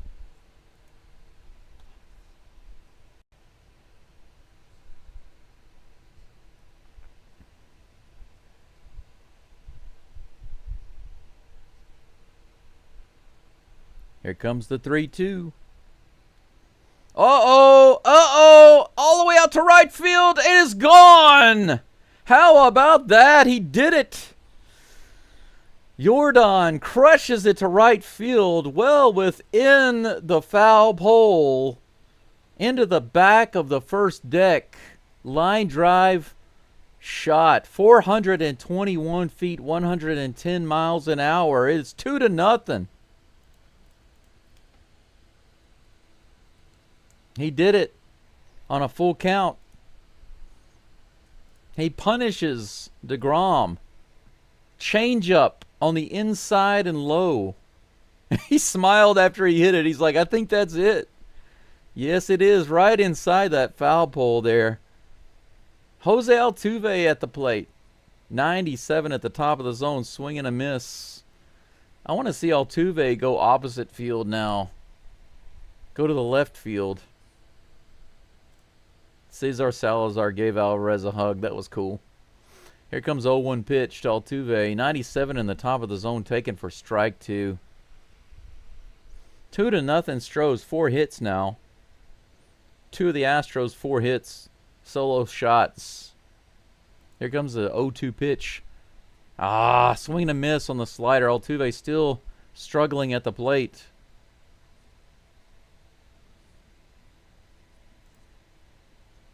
But Jordan, he's like, is it going to stay? It did. All right. Well, we got something. Altuve's hurting my heart right now. But Jordan is being Jordan's. 2-0 Stros. Hunter Brown up to 77 pitches with 50 strikes.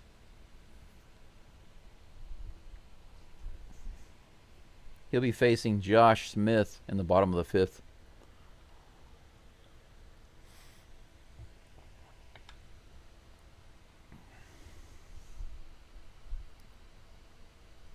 I want to check on the LSU game, see what's going on. It's only 10-0 right now. Look at this. Oh, they clobbered him right there. They're, get down, get down. Man, he tried really hard right there. 4th down, 4th and 8. Maybe the Tigers will run it back right here and we'll see something interesting. Here comes the punt. Let's see. They're going to bring it back. Come on, grab it. No, they don't. Just going to down it. Can you believe that? Look at this. Only 3 minutes and 40 seconds left in the second quarter. The Tigers are only winning 10-0. I mean, if the Tigers win 40-0, it looks good, I guess. Man, Brian Kelly's gotten so big.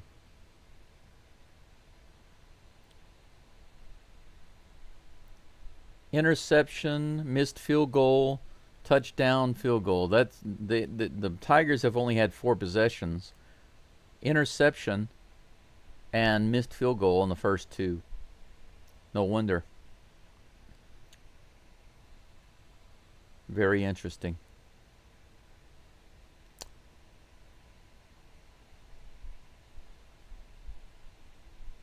Pass yards, only 103 passing yards versus Tech, but Tech has 35. Look at that. He runs it for 11 yards right on first down. That's not surprising. All right, Hunter Brown on the mound facing Josh Smith. That first pitch is low. 1 ball, no strikes. Back to the game, baby.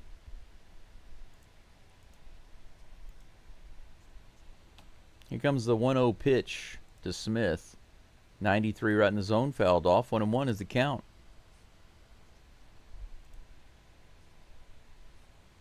Yeah, look at this look on Jordan's face. He's like, is it going to stay? Is it going to stay? Is it going to stay? It does. I love this hug right here.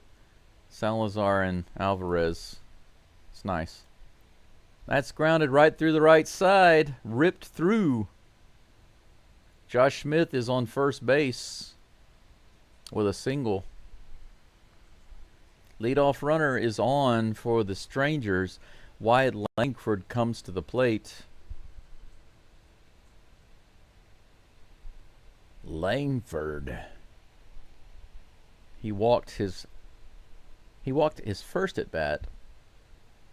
0 for 1 this game. Here comes the first pitch from Brown.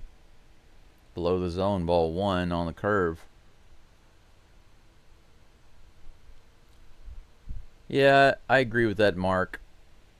Also think that Pena needs a day off. He hasn't had a day off in a while. Maybe give them both the day off at the same time. Next right-handed pitcher. That's in there for strike 1, 1-1.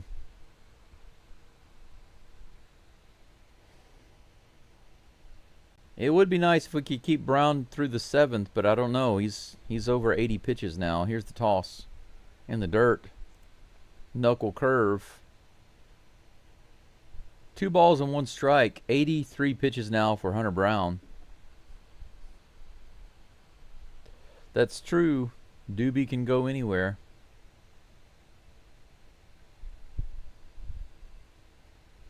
Here comes a pitch. In the dirt again. 3-1. You know what? If Brown loses this guy right here, you know Josh Miller has to come out and talk with him. He has to.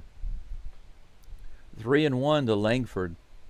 If he gives up a hit or a walk, Josh Miller must visit the mound. 97 above the zone. He goes after it and fouls it off. The count is full. You're right about that, Manuel. You're right. Walker did. I mean, he was on a roll and then he just went cold. But that's how Walker does, you know. It's like, oh, thumper, thumper, thumper, thumper. Striker, striker, striker, striker. He can't make up his mind who he wants to be.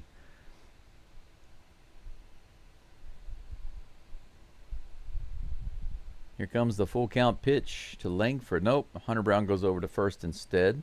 The crowd gives the obligatory boos. Boo. It's funny, Ed, because you mentioned Doobie can go anywhere. I remember when Diaz hurt his hand in the game, hurt his wrist, and Doobie was trying to say, hey, I'll gear up. And the steal is on, and the throw is not there in time. Smith gets the steal, but it doesn't really matter. The steal is nullified by the walk. The throw didn't matter. So where is the pitching coach? Why is he not visiting the mound?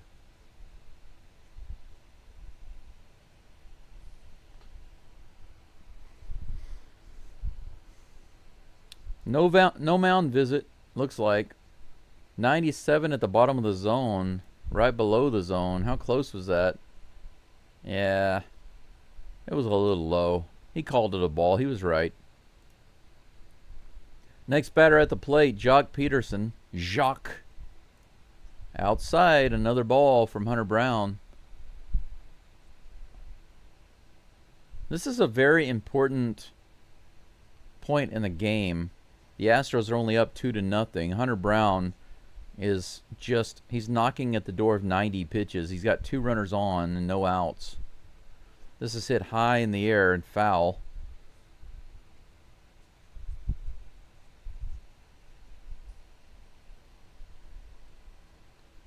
They're showing the lobsters on screen for the Rangers.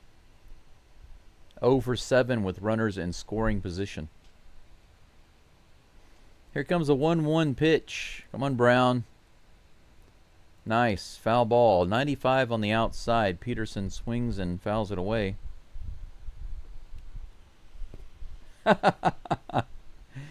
Mark, I get the sarcasm there. The way you're saying it is like, wow, they're beating Louisiana Monroe. No way. That's a powerhouse school right there, baby. Here comes the 1-2 pitch. 95, right in the top of the zone. He gets the strikeout. Nice. Good pitch. He comes back with a good pitch there.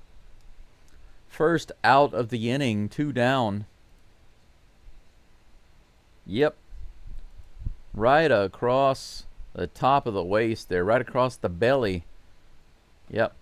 On the inside. Next batter is Nothing Burger. 2 runners on, 1 out. A little low and inside. 95-mile-per-hour fastball. 1-0. Strikeout and a ground out today for Mr. Barger. Here comes the pitch. Ooh. Woo. He held up on the curveball, but they called it a strike in the bottom of the zone. 1-1 is the count. Yeah, Michael, he did, but it's nothing compared to what Caratini does. Caratini acts like it almost hit him. It's pretty funny.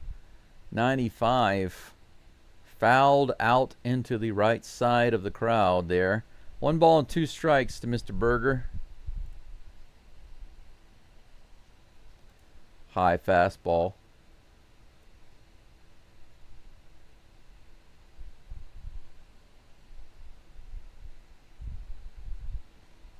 One and two, 2 on, 1 out. Yep, just 1 more strike. Here comes the toss. Right in there on the 95-mile-per-hour fastball, but fouled at the plate. I think maybe that placement was not what he wanted. 95 right down the middle? I don't think so. 1 ball, 2 strikes. Michael says, no matter the outcome, this is likely Brown's final inning. I agree. Actually, as soon as I agree with you, De Los Santos is shown warming up in the bullpen. Yeah, Brown is up to 94 pitches. Here comes the 95th. Looking for that strike and second out. Double play would also be nice. This is hit up right up the middle. Altuve flips it to Pena. Pena to first. Hey, just as soon as I mention it. Heck yes, the double play. How about that? Altuve was in the right spot. Look at this beautiful double play right through Brown's legs. Altuve flips it to Pena. Pena to first base. How beautiful is that? Hunter Brown slaps his glove and in a display of joy and appreciation. Another ground ball out for Berger, and we have a nothing Burger. 3-0 Burgers today. 4 hits for both teams. 2-0 Astros, and the Strangers are winning the Lobster Award, which is an award that nobody wants. Let's do the updated lobster count. Now that we're at the end of the 5th, okay, we're going into the top of the 6th. Let's do the updated lobster count. Astros 8.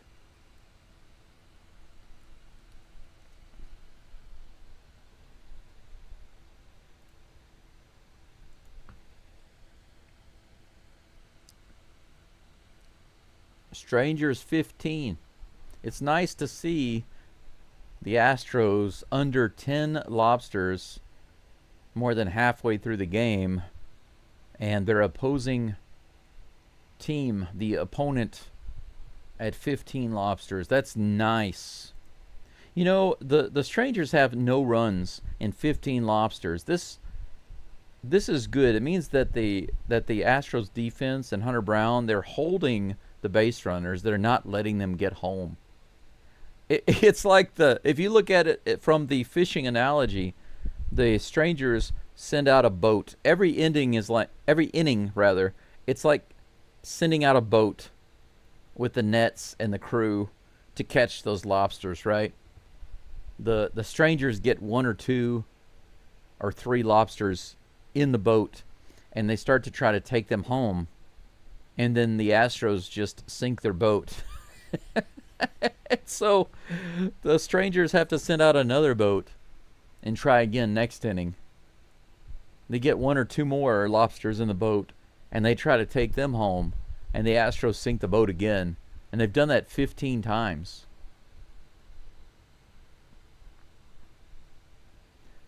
DeGrom is back on the mound. He's at, well, that's the 85th pitch to Correa. Ball 1. Here comes the next toss. Way outside. 2-0 to Correa.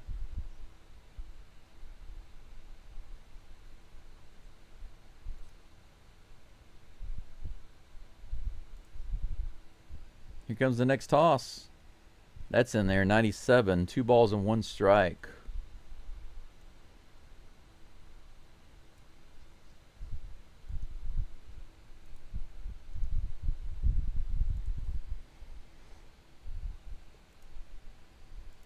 Here comes the next pitch, the 2-1. That's also in there, 97 on the outside edge. So Correa takes 2 balls and takes 2 strikes right down the gut. 2-2. Too many twos. Correa takes the timeout, steps out of the box. 89th pitch of the game coming up for DeGrom in just a moment. Here comes the toss. Up and in, check swing. They say he did not go. Full count. He's looking for a sinker, low outside and in the dirt, Michael. Obviously, I'm being sarcastic, but you know, you never know. And that's what he swung at, but he gets it through. I kid you not. That was a slider low and outside, but he pokes it into right field for a hit. So I was right. Can you believe that?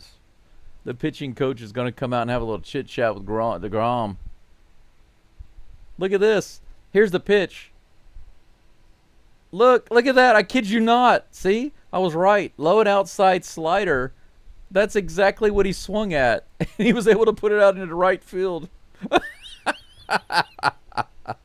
I was joking around. And that's exactly what he swung at.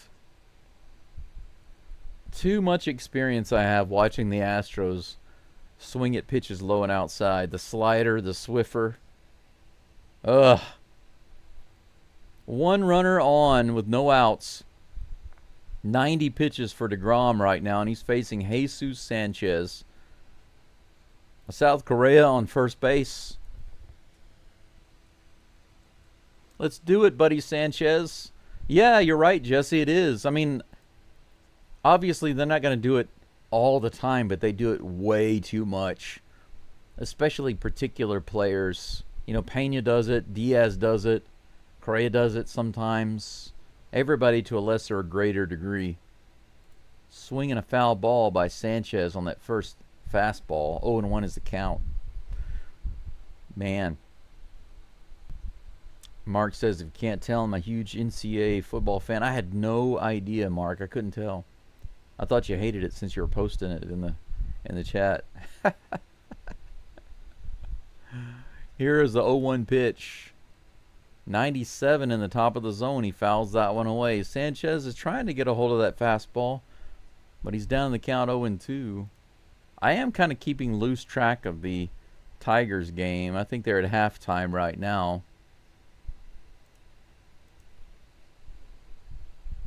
They're having a great defensive game against Tech, but they aren't loading them up on the offensive side yet. It's been a slow scoring game for the Tigers. The count is 0-2 to Sanchez, and he swings and misses that one high and outside on the fastball. Can't get the bat on it. Strike 3. That's one down. DeGrom, after getting to 90 pitches and allowing Correa a hit, strikes out Sanchez in 3 pitches. But that brings up the Batman. He might be 0 for 2 today, but he's got the serious look on his face, just like the Batman does. Here's the first pitch. Outside. 91 miles an hour to Caratini. 1 ball, no strikes.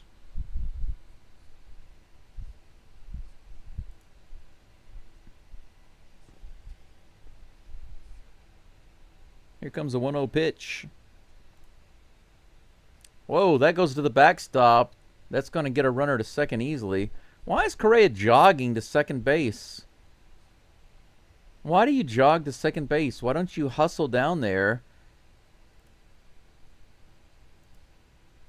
I don't get that at all. Might as well walk. If you're going to be lazy, go all out, you know? I mean, is it so much to ask that you hustle to second and see about if there's an opportunity to getting to third? If the catcher's not hustling to the ball, you might as well hustle and try to get to third. Here's the 2-0 pitch to Caratini. That's way outside, 3-0. Maybe on the 3-0 pitch, Correa needs to try to steal third. That would kind of surprise him. If we get a walk, then we have runners on the corners, you know what I'm saying?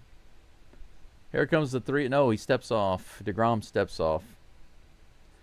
Correa on second base with 1 out here in the top of the 6th. Astros with 5 hits. The Strangers with 4.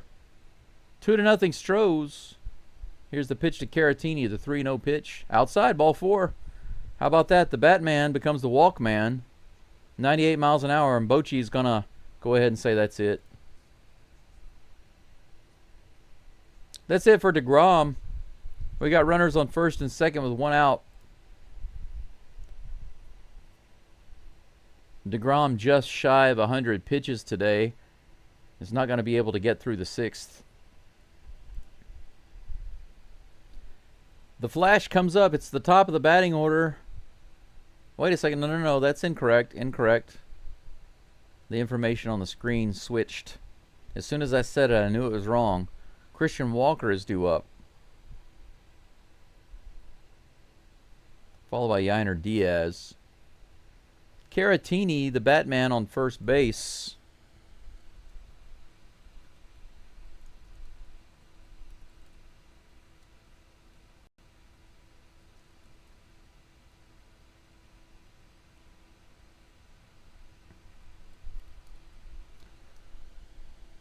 South Korea on second base. Who's at the plate? Christian Skywalker.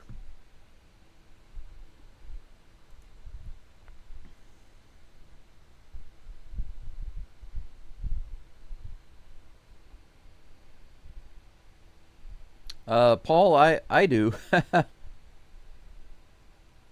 I mean, you can't assume that his ankles and his feet and his knees and his legs are hurting. I think that's extreme. I think if there's a if you're good enough to be in the game, then you don't lightly jog from first to second when there's a passed ball like that gets so far away from the catcher, especially if the catcher is not in a hurry to get it. If you hustle to second base and you round to second base, take a look. You never know. You might have a chance to get to third. You have to hustle. I think you can't give Correa a pass and assume that his knees or his ankles or something are hurting. I think that's not. I mean, if it's that bad, if it's seriously that bad that he can't hustle to second base, even run. He didn't even run. He just jogged to second base. Then he doesn't need to be in the game. He needs to be on the IL or he needs to be out of the majors. Here's the pitch.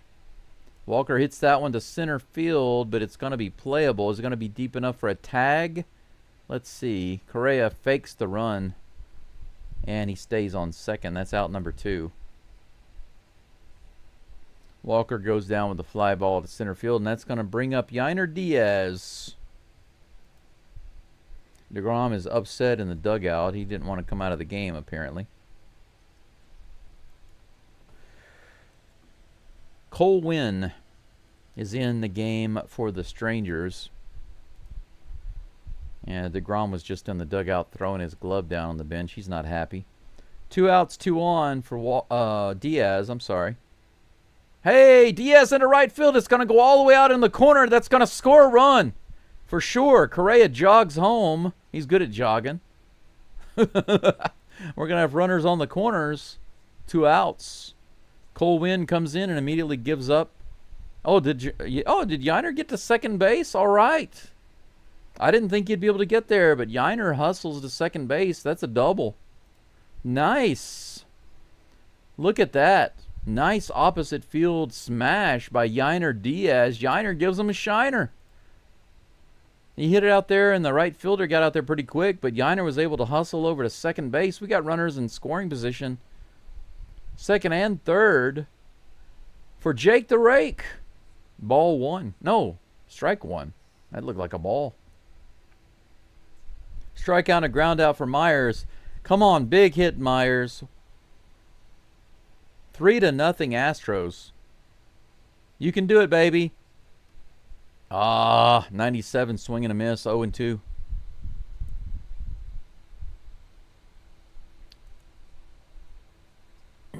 112 people watching right now. How many likes do we have now? Let me check that. Only 56? Yeah, we need more. We need about 80 likes. We need about 24 more likes on the channel. If you have not liked the live stream, now is the time to do that. There's the pitch. Low. 1 ball, 2 strikes to Jake Myers. By the way, 100% of all of the people in the chat should be donating. If you have not... that would be amazing. Of course, I'm just kidding, but if you can, feel free to donate. Help support the channel. 96 miles an hour fouled off by Myers. The question is not whether or not Myers' helmet will come off. The only question is how many times will it come off? It's already come off once. Next pitch is in the dirt. 2-2. We've got runners on second and third with 2 outs. And Jake the Rake, Mr. Baseball himself, looking for his first hit back with the Stros. His first hit bat with the Stros. I made a play on words by accident. Here's the 2-2. Check swing. They say he didn't go. Full count.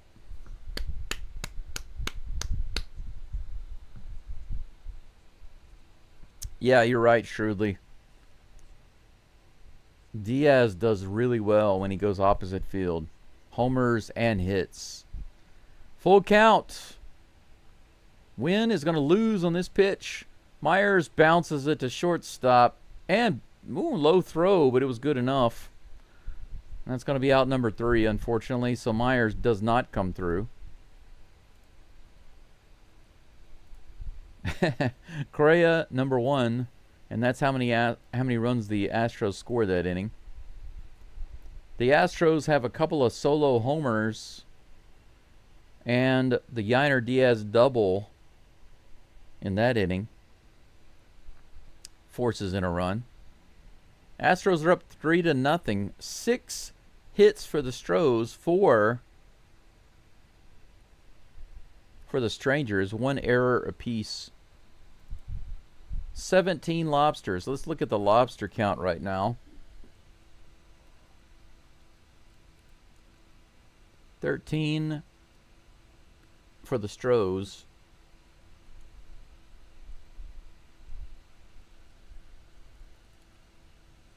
17 for the Strangers.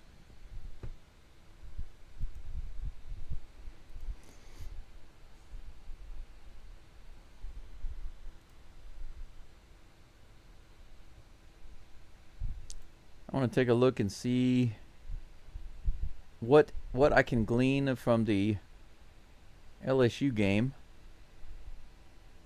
I know it's halftime.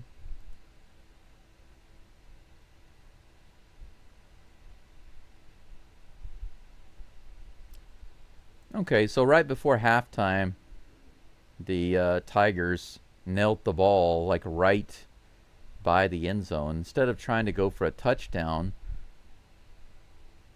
that's weak sauce right there. They knelt the ball. They had 1 timeout left, and with like 30 seconds or 35 seconds left, they decided to kneel it, run the clock down, call a timeout. Did they not even kick a field goal? What? Am I missing something here?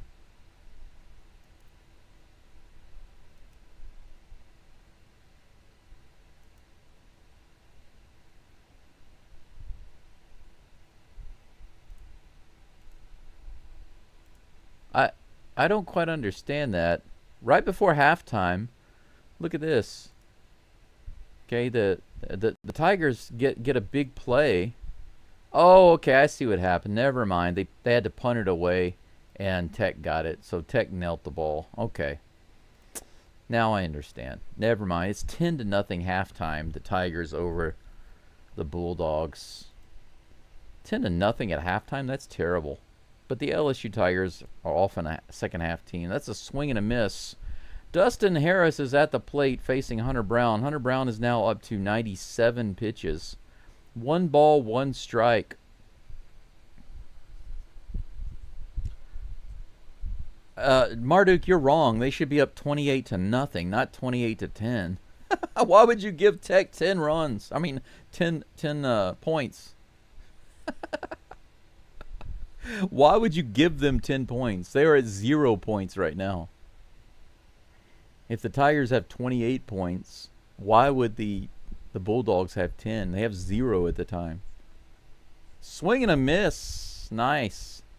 2 balls and 2 strikes to Harris.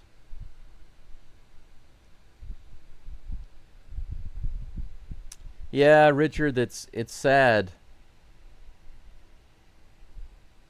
Here's the pitch. That's hit out into left field, but going to be foul. 96 mile per hour fastball. Count remains 2-2. Hunter Brown is on the mound, Jesse. Still. 99. Oh, that's the 100th pitch. 101 pitches on the way. Swing and a miss. 89 miles an hour. Brown, I'm not sure he's going to be able to get through this inning unless he gets like, he throws 2 pitches on the next 2 guys and gets 2 outs. He's already at 101 pitches. He gets the strikeout there, which is great. But come on. 102 pitches on the way. Josh Young at the plate. 97 up and out. Ball 1. I think they're going to have somebody going in the bullpen again. Yeah, Josh Smith was just on the phone. Looks like they're going to get the bullpen going again. Here comes the 1-0 pitch. Hit straight up in the air. This might be a lucky quick second out. Caratini's just standing underneath it. I'm sorry, Walker. Caratini.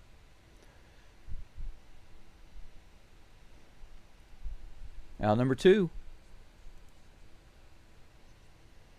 Season high for Hunter Brown.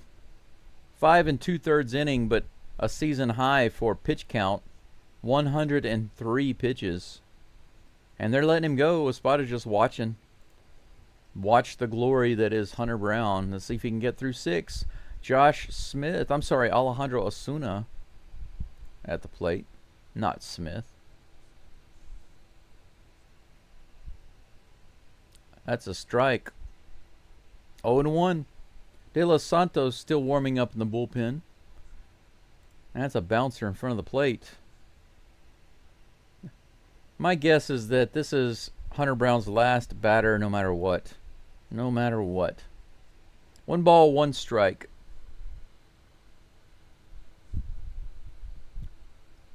Hey, Mark, let me ask you a serious question. What about other top 10 games? Any other interesting top 10 games going on right now? What are the scores? Swing and a miss. Nice. He throws that in the dirt. Osuna goes after it. Can't get it. 1 ball, 2 strikes.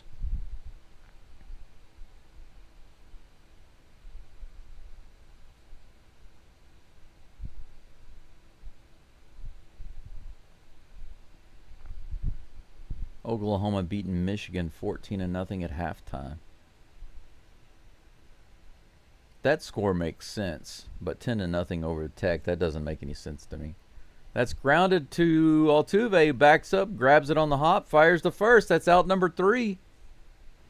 Look at that. Hunter Brown finishes 6 innings, 4-hit ball, shutout. And the Astros give him 3 runs. That'll do, pig. That'll do.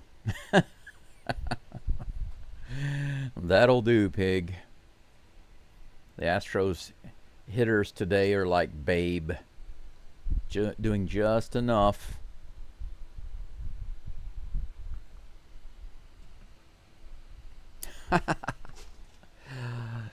Well, I don't know. I mean, he is in some ways, Brown, you're right. He is old school in some ways. But, you know, pitchers nowadays, do you guys know that nowadays the average amount of pitchers that teams go through throughout the year is more than 30. But back in the day, it was usually around 18, no more than 18 at the most throughout the year. And the number of injuries have gone up. So the number of pitchers have gone up.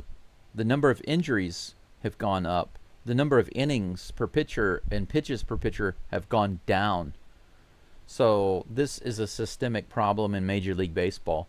I saw a really interesting video by Locked On MLB several weeks ago where he was talking about this phenomenon. And it was very, very interesting. He just happened to see something that sparked his curiosity.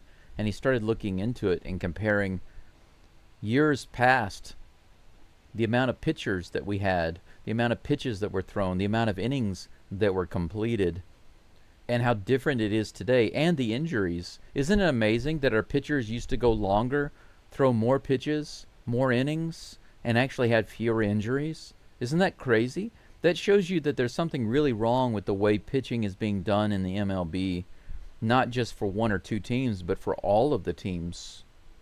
It's crazy.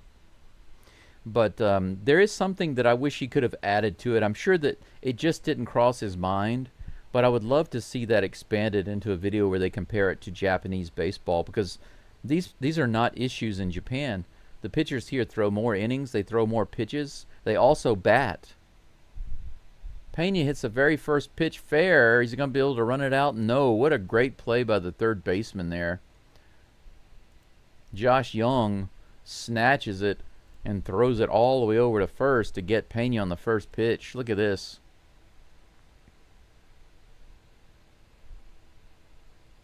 Man, that was a great play. There's no way around it. Pena was beat by 2 steps. There was just no chance for him to beat that. 1 down, Yordan Alvarez comes to the plate. Yordan has 1 homer today already. 97 at the top of the zone, strike 1. Yeah, we definitely need Brown. If Brown is not in good form and Fromber is not in good form, then we're going to have problems. It's as simple as that. It's bad enough that we have to struggle with our hitting, But if we don't have our Hunter Brown Fromber 1-2 combo, 1-2 punch, we're cooked.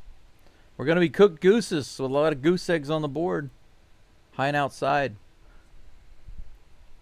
2-0. On the screen it says 3-0 for some reason, but I haven't seen more than 2 pitches to Jordan. Why does it say 3-0? You got me. Was there a timer violation? I didn't see one. Outside, ball 3. Now the count is showing 3-1, but I think it's 3-0.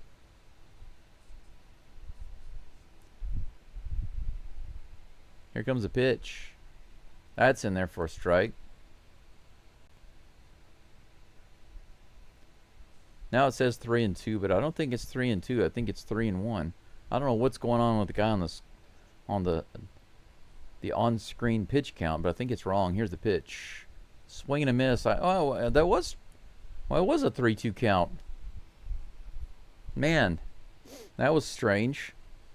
The count on the screen changed like 3 times, showing different counts. Jordan with another strikeout, and Jose Altuve comes to the plate. This is an opportunity for Altuve to do something big. He hasn't really done anything. 0 for 3 today. Batting average continues to go down. 98 at the bottom of the zone, fouled off. Cole Winn is still in the game for the Strangers on the mound, by the way. 2 strikeouts and a flyout today by Altuve. His batting average is down to 266, guys. 266. Low and outside, ball 1. Altuve's OPS. Actually, 777. That's not bad at all, considering how poorly he's been batting. Here comes a 1-1 pitch. Swing and a miss on the splitter, outside and low. 1 ball, 2 strikes with 2 outs. Yeah, Jesse, sometimes it does get off. And that's why if you look on the screen right now, it just now updated to Altuve, because that's coming from the MLB site. The information on my screen about the batter, the current batter, it comes from the MLB live feed. It updates every couple of seconds. If it's not updated, it's not me, it's the MLB site. 1 ball, 2 strikes to Altuve. Nobody on. Top of the 7th. Come on, Altuve. That was a terrible pitch. I think it didn't even get into the batter's box. It hit the dirt and bounced to the backstop. 2 balls and 2 strikes.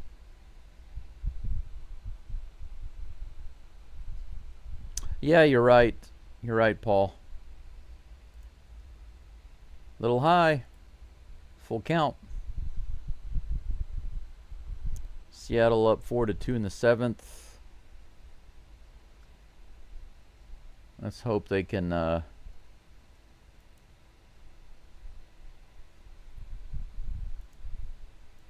ball 4 to Altuve. Well, he does a little something. He comes back and gets the walk. The crowd boos. It's not a homer, but it is something. It puts a little something in the craw of the Rangers fans, and that brings South Korea to the plate. He's got 1 single today and has scored a run. Here's the pitch. 86 on the slider, swing and a miss. That got Altuve on one of those pitches.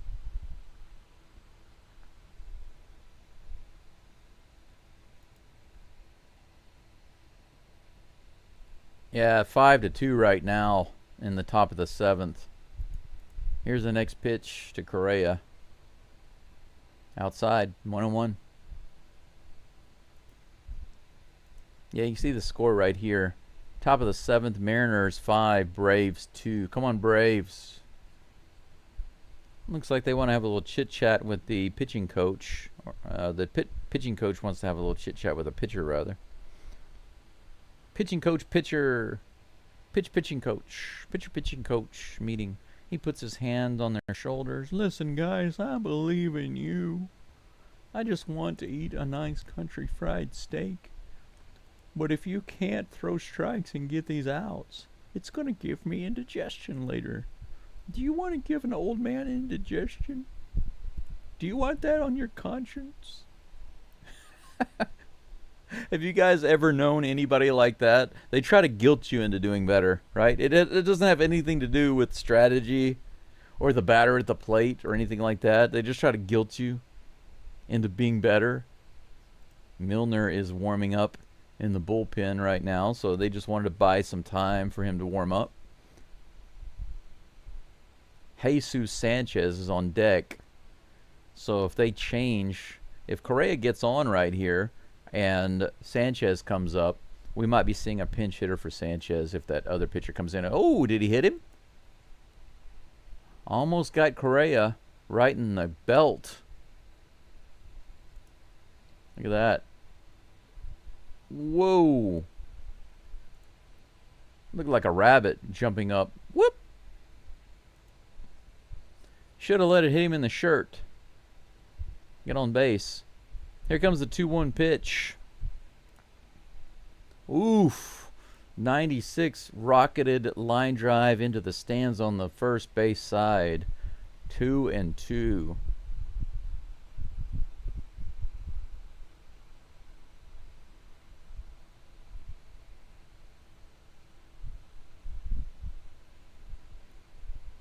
Here comes the 2-2.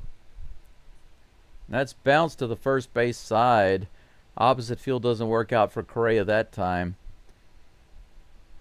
He commits the mortal sin of stranding Altuve on base. That's another lobster for the Stros. Nothing doing for the Stros in the 7th. One walk from Altuve. And nothing else after that. It's 3-0 going into the bottom of the 7th. I'm going to guess that Enio de los Santos is going to be on the mound for the Stros. He's been the only guy warming up in the bullpen.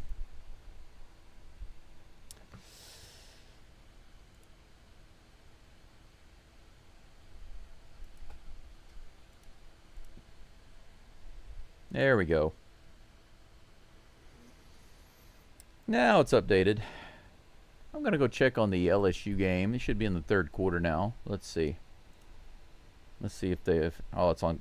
Why is it always on commercial break? It's always on commercial break. Every time I switch over, I kid you not, every time I switch over to look at the game, 100% of the time, it's on commercial break.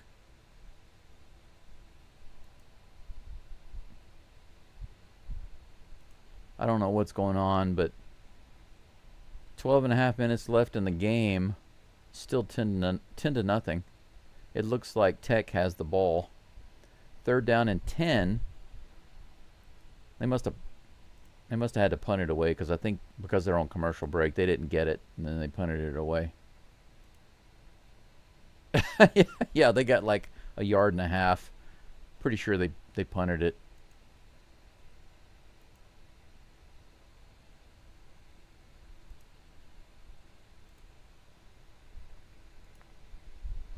Let's take another quick look at the scoreboard. Let's see if anything is... Oh, the Mariners scored again. It's 6-2. Right there. 6-2 in the top of the 7th. They're still scoring runs. Beating the Braves by 4. Anything else going on? Red Sox... Hey, look at that. The Red Sox are losing 4-1.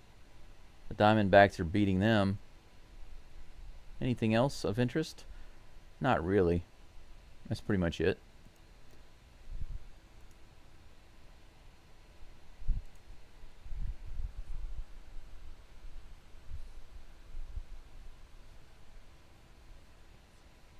Sweet Richard, if you actually can give us the correct answer on the batting woes, I'd be surprised. I already know the answer because I've researched it, but I'm interested to see if you do. If you just copy and paste what I've said in my live stream, I'm going to laugh, but I have a feeling you won't. I have a feeling that you'll have a different take.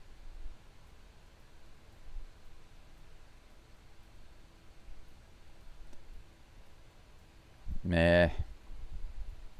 Well, how does that explain 2022 then? That theory doesn't work out for me. That was anticlimactic.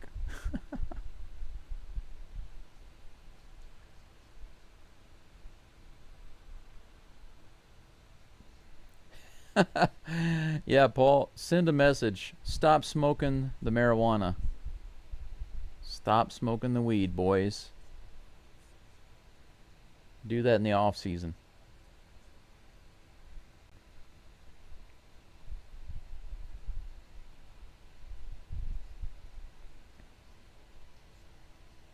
Eniel de los Santos is on the mound for the Stros.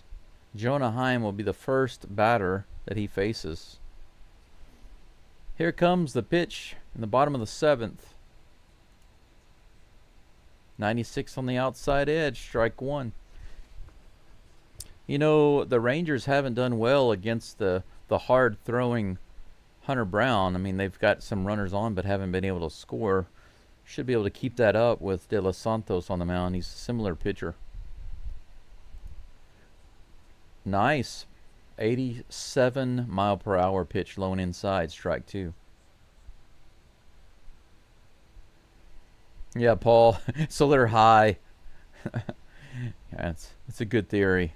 They're all high. That's what it is. The Astros are high. The coaches, the batting coaches, Joe Espada, all of the batters, Dana Brown, they're all high. Here's the pitch. 96, and he hits it out to center field. Pena gets it. How about that? A bloop hit to center field, and Pena runs his butt off out there and saves a hit. The Flash, baby. One away. Take a look at this. How about that play?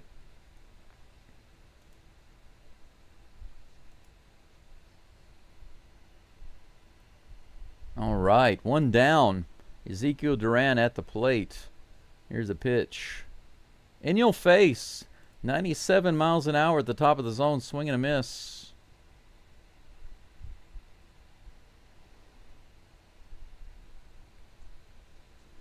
Oh and 1 is the count. Here comes the pitch. A little low and outside. 1-1.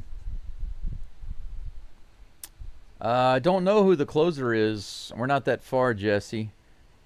Right now we got some bridge relievers. De Los Santos might be pitching this inning and the 8th, depending on how he does. Swing and a miss. Nice. 87 in the bottom of the zone.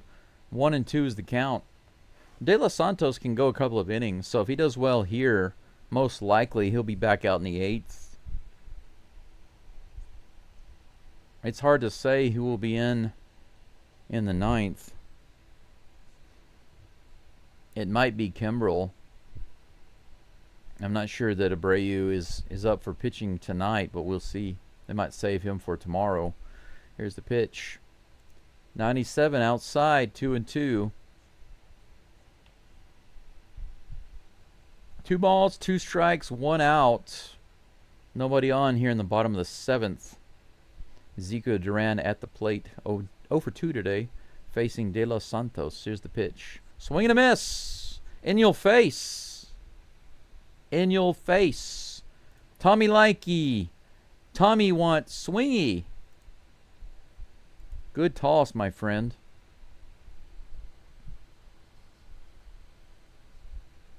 No, Jesse, I don't think that they need to bring him in.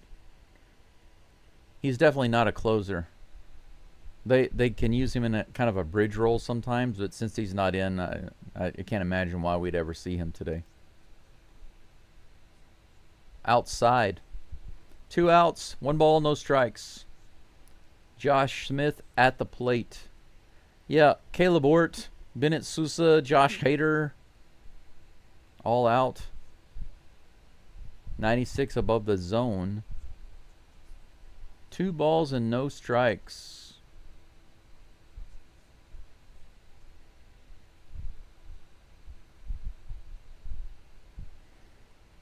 Here comes the 2-0 pitch. Right in there, 96 miles an hour. 2 balls and 1 strike. Paul says, I don't do any drugs or drink. Well, not doing drugs or drinking doesn't make you boring, especially drugs. How does that make you boring? It just makes you smart. Here's a pitch. Now 85 miles an hour. Nice on the changeup. 2-2. Paul says, I think booze and tobacco are worse than pot. Well, pot does kill brain cells, that's true. But think about it. Inhaling any smoke into your lungs is bad. 97, high and outside. 3 balls and 2 strikes. I very much enjoy being sober. I love being sober. I can think clearly. I can operate clearly. 97 fouled off. Count remains full. Hey, old dog, welcome in. Good to see you again. Yeah, you saw that catch. It was nice, wasn't it? Sure was nice. Geaux Stros indeed.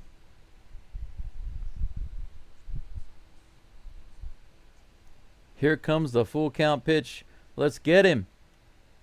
He hits it high in the air and foul. We're going to have another 3-2 pitch. De Los Santos up to 15 pitches this inning. 14. No, wait a second. 15 pitches and 10 of those are strikes. It's not bad at all. Here comes the 3-2. Ooh, just barely misses the upper outer corner with the 96-mile-per-hour fastball. That'll be a walk. So we do have a guy on. And once again, the Astros continue this tradition of get the 2 outs and then let somebody get on base. Why? Why?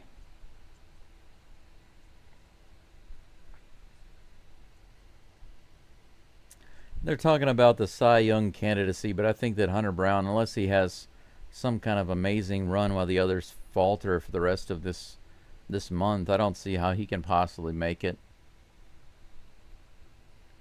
The Astros haven't given him run support. That win-loss record hurts him a lot.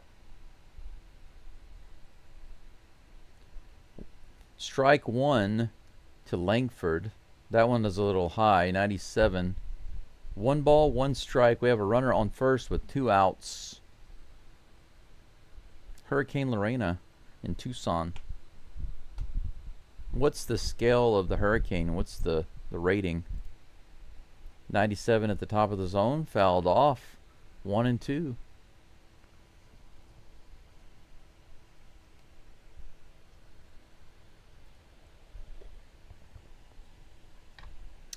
You know, that is another thing that's cool. As long as Hunter Brown finishes in the top 3, the Astros are going to get an extra draft pick. So that's a nice little bonus for the team. Good contribution from Hunter Brown. Helped the Astros out. Wow, 88 slider slid too far inside. 2 balls and 2 strikes. De Los Santos versus Wyatt Langford. It's an old-fashioned standoff. Here comes the 2-2 pitch. In your face! De Los Santos with a strikeout. I'm liking this guy more and more. There we go again with the Catholicism. Are all these guys Catholics or what? I swear, it's like 98% of all of Major League players are Catholics. Is it just a requirement? Unless you're a Japanese player or a Korean player, is it a requirement to be Catholic? Or at least to pretend to be Catholic with the sign of the cross every time you get a strikeout or get out of the inning or you get a hit or whatever? I see very few players not doing that. So it's like, man, really? In everyday life, I mean, I'm in Japan, but even before when I was in Louisiana, I knew almost no Catholics. I only knew a few. But in baseball, it seems like 98% of the players are Catholic.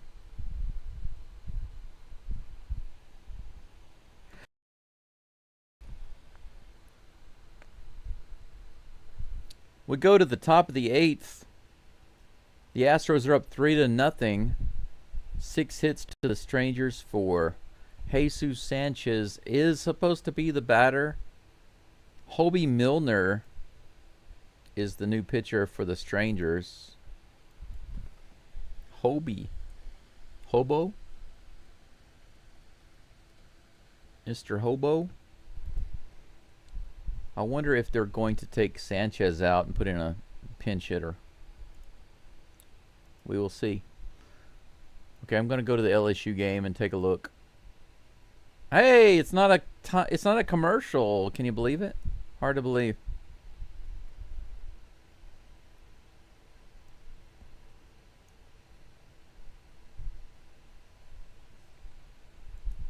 Looks like they just had a big play, but it wasn't a scoring play. It's still 10-0. Just 5 minutes left in the third quarter. It's still 10-0 Tigers. Man, Tech is shutting the Tigers offense down. Oh, they just had a big defensive play. They should get good field position here. Wow, that punt doesn't even get to the 50-yard line. If the Tigers don't score there, there's something wrong. I mean, there's already something wrong. How can they beat Clemson and then only put up 10 points against the Louisiana Tech Bulldogs? That's crazy. Cam Smith is at the plate. Cam Smith is batting for Sanchez, so I was correct. They bring in a pinch hitter. Hobie Milner is on the mound. 1-1 to Cam Smith. Here comes the toss. 88 right in there. Strike 2. 1-2 is the count. Yeah, Mark, that's what I said earlier. It makes sense when I see the Hispanic players from other places coming in. The vast majority are Catholic, and that makes sense. But it seems like even the American players are constantly Catholic. That's fouled off. So that's what's crazy to me. It doesn't matter who it is. Everybody's doing the sign of the cross. It's like, man, is there anybody that does not do that? That's why I mentioned Jake Myers. I don't think I've ever seen Jake Myers do that. So maybe he's not Catholic. Here's the pitch in the dirt. I know Caratini is. I bet you Cam Smith is not.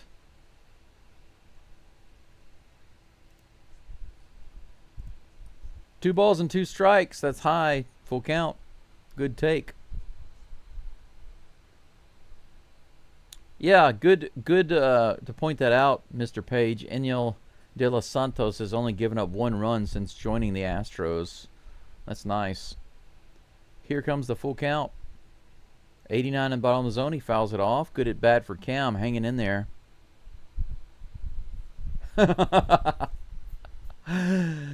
Doc Ellis pitched a no-hitter while under the influence of LSD.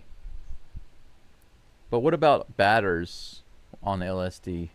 That's hit hard to left field. Left center field is back, and it's off the wall. That's going to be a double for Cam Smith. No, it might be a triple. He's booking it to third. There's no throw. Cam Smith freaking out. Holy cow, look at that. Cam Smith, now that's how you run, Carlos Correa. Cam Smith, when he hit that, he took off. Look at this. He hits the ball, and he immediately takes off running. He didn't assume that was a homer. Langford couldn't play it off the ball too quickly. And look at him booking it around. He slides in there, but he didn't even get a throw. Man, it's nice to see Cam freaking out like that. He's always so calm. The Batman at the plate takes the first pitch for ball 1. We got a runner on third with no outs. Caratini batting righty now. He takes a timeout. How about that? Cam cranks it up.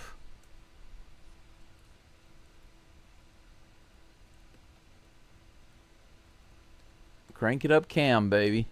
Here's the next pitch. A little low and inside. 2-0. 7 hits now for the Astros. A triple for Cam Smith. The anti-flash, DeLine. Yes, that's right. He's the anti-flash. That's right.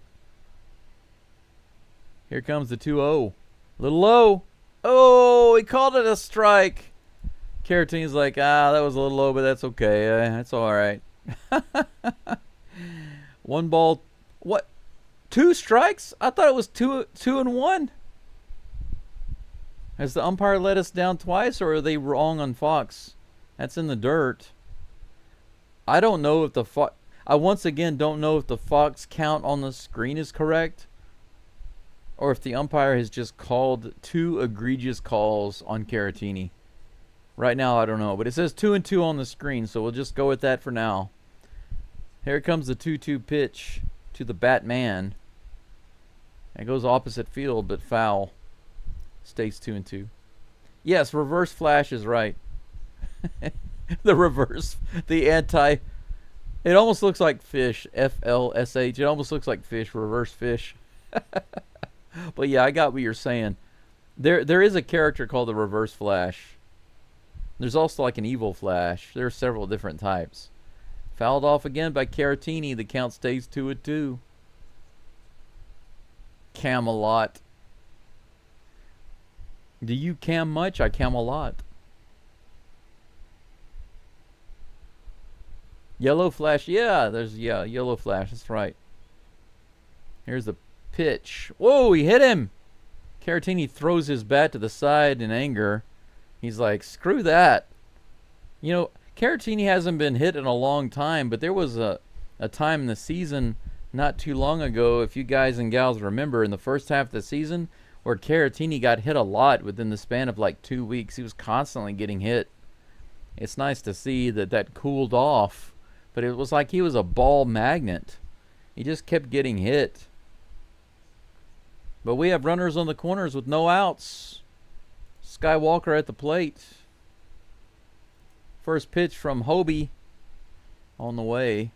Hey, that's all the way out in left field. It's going to get down. He makes the diving try, but he can't get it. Cam Smith will walk home. Caratini gets all the way to third. He has to dive back to third. He was thinking about going home, but they tell him to go back. Walker with a double to left field. The left fielder dove for that ball. He couldn't get to it. 4-0 Astros. Caratini ran around third base, and he was headed home just past the glove of the left fielder. I want to see this. I want to see Caratini put the brakes on here. I hope they show it. Caratini was booking it around third.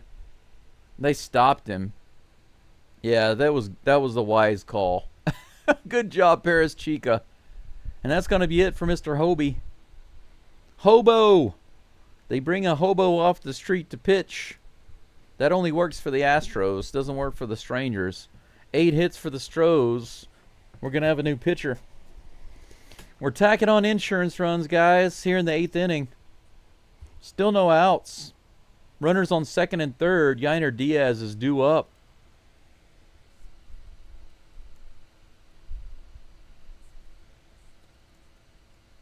So we got the Batman and Skywalker getting it done. Cam Smith getting it done. Awesome.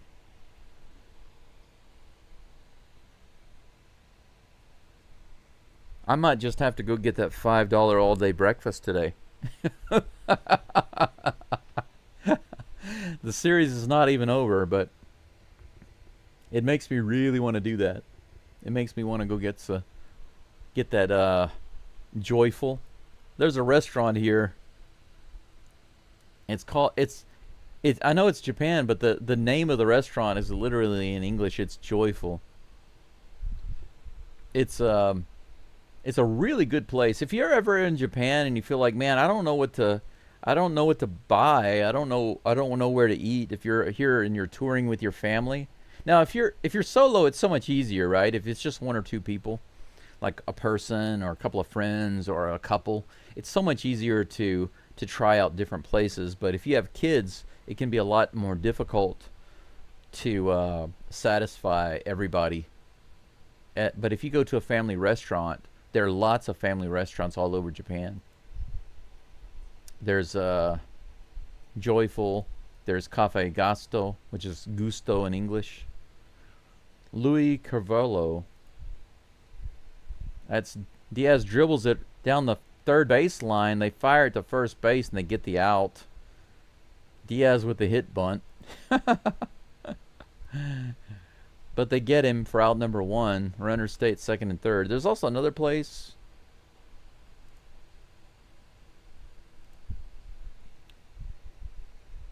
There's another family restaurant that's nice. But the good thing is on the menu they have a variety of foreign foods and Japanese foods and all of that. And they have a drink bar. It's a perfect place to go eat.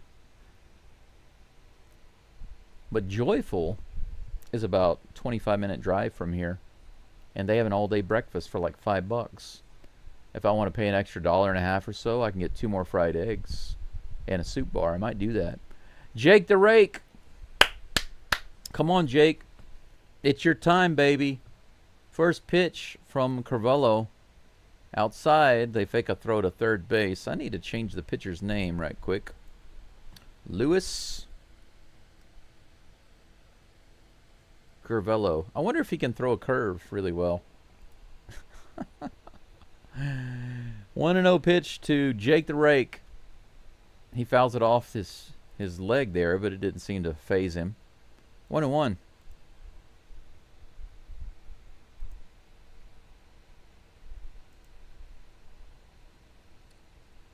Tigers have finally managed to put another touchdown on the board. 17-0 over the Bulldogs. Here's a pitch. Swing and miss on the outside. 1-2.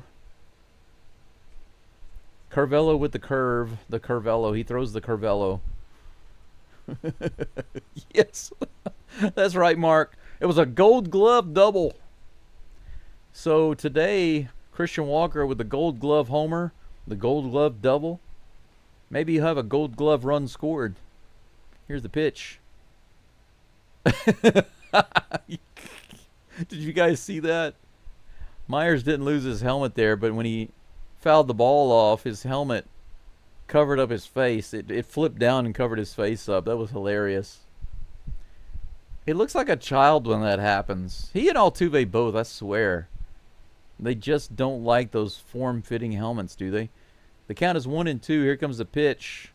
Myers with a hit to left field. That's going to be an RBI. How about that?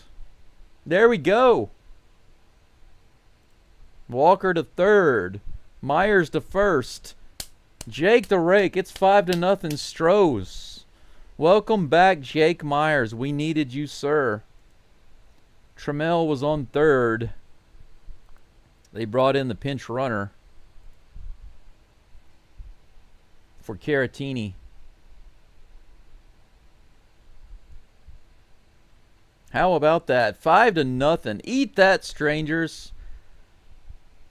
We are about to even up this series. We take it tomorrow. We win the season. We win the boot. Runners on the corners with 1 out. The flash at the plate. 85 miles an hour on the outside edge. That's a strike. Let's keep it going. Yes, that's right, Jesse. Let's make it 6-0. Let's keep going. Let's jack it up. Let's get double digits. Let's blow it up. Here's the pitch. Whoa! Pena almost gets hit up and in. 1 ball, 1 strike. Well, Diaz didn't bunt. I said the hit bunt. The reason I said the hit bunt is because he swung at the pitch, but it came out like a bunt. He was swinging, Jong. He was swinging. This is fouled off. 2-1 against Pena. It was just my sarcasm because Diaz swung at the pitch, but it was just tapped in front of the plate. I apologize for the misunderstanding there.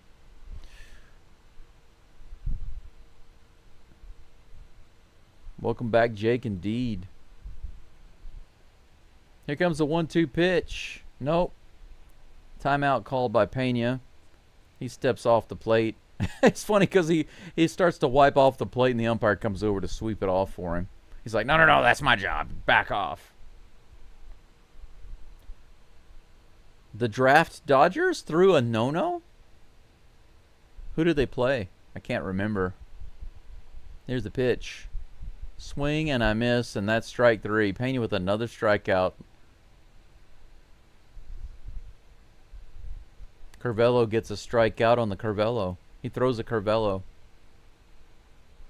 Is that 3 strikeouts for Pena today?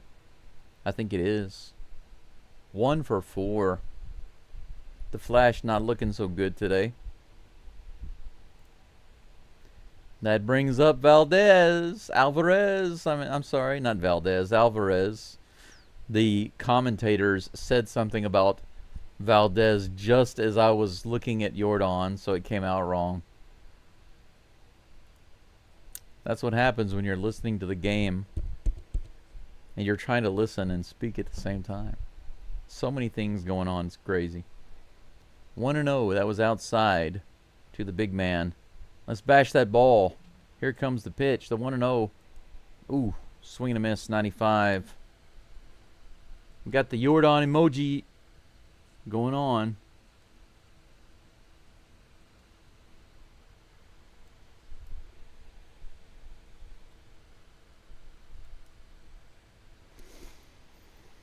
One pitch with runners on the corners and 2 outs. Jordan swings and hits that one foul down the third base side. 1-2 is the count.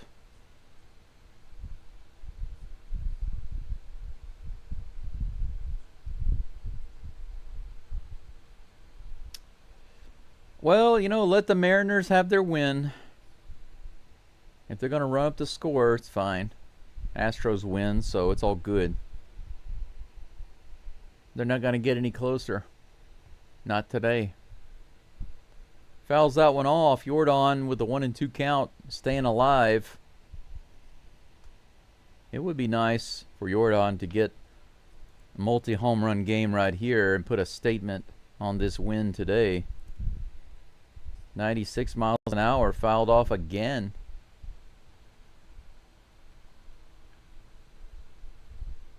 Orioles hit a homer in the 9th. He lost his no-hitter in the 9th. I see that. Thanks Viper. Thanks Shane Bob. I appreciate that. That's interesting. That's gotta suck. It happened to the Dodgers though, so it's fine. Fouls it off again. 97 miles an hour. Carvello with the Fastello ball. Jump over here to the Tigers game. Look at it again. It's commercial. Commercial again. This one is hit out into center field. That's going to be another run scored. Jordan with an RBI. Walker jogs home. Myers goes to second base. Jordan comes through again. It is 6-0 Stros. Look at this. Nice swing. Just pokes it through on the outside. Just reaches out there nice and easy. Pokes it through. Is that a changeup? Looks like he had plenty of time to get out there and get it. And Jordan is going to come out. They're going to bring in a pinch runner on first base. Carvello is done. They're taking him out. Altuve is due up. Astros got to 10 hits this game. We are bringing those lobsters home. I'll tell you what, the villagers are having a feast right now. They are excited. All of the villagers back in Baytown are at the docks enjoying the massive haul that the Astros lobstermen have brought back to shore. Finally, the villagers celebrate. Finally, they bring the lobsters home to cook. 10 hits for the Stros, 6 runs on the board, 3 this inning. We've got the shutout going against the Strangers through 7.5 innings, 7 2/3 of an inning. Caleb Bushley is going to be in the game for the Strangers, the new pitcher.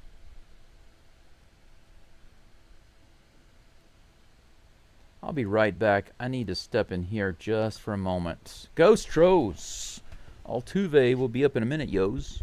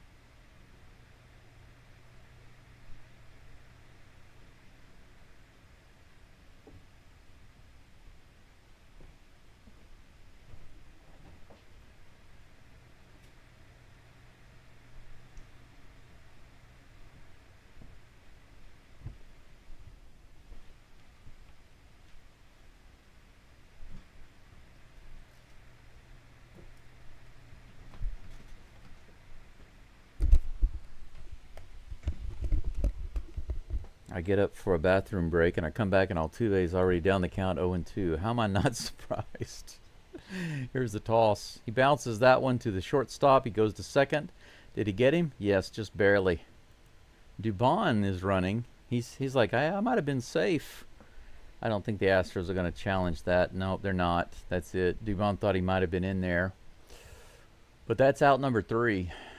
So just like that, on an 0-2 count, Altuve grounds into the fielder's choice. And that's going to be a couple more lobsters for the Astros. But it doesn't really matter. They've got 6 runs on the board. So let's do an updated lobster count. Yeah, he's out. Let's see here. Lobster count. Strangers, 18.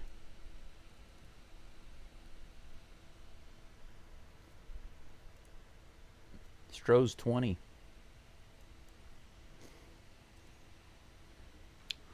Now take a look at this. I want you guys and gals to understand this. If you don't already, if you look at it, if you just look at the count of lobsters that were not brought home, okay, these represent lobsters that we had in our possession, okay, right?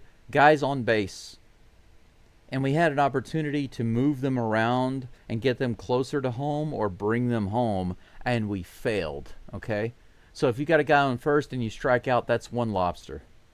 If you got 3 guys on base and you don't move them around, you don't score them or move them around, that's 3 lobsters.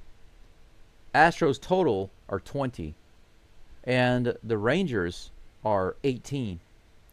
And you might think, oh, the Rangers are doing better, but actually they're not. The Astros are doing really well.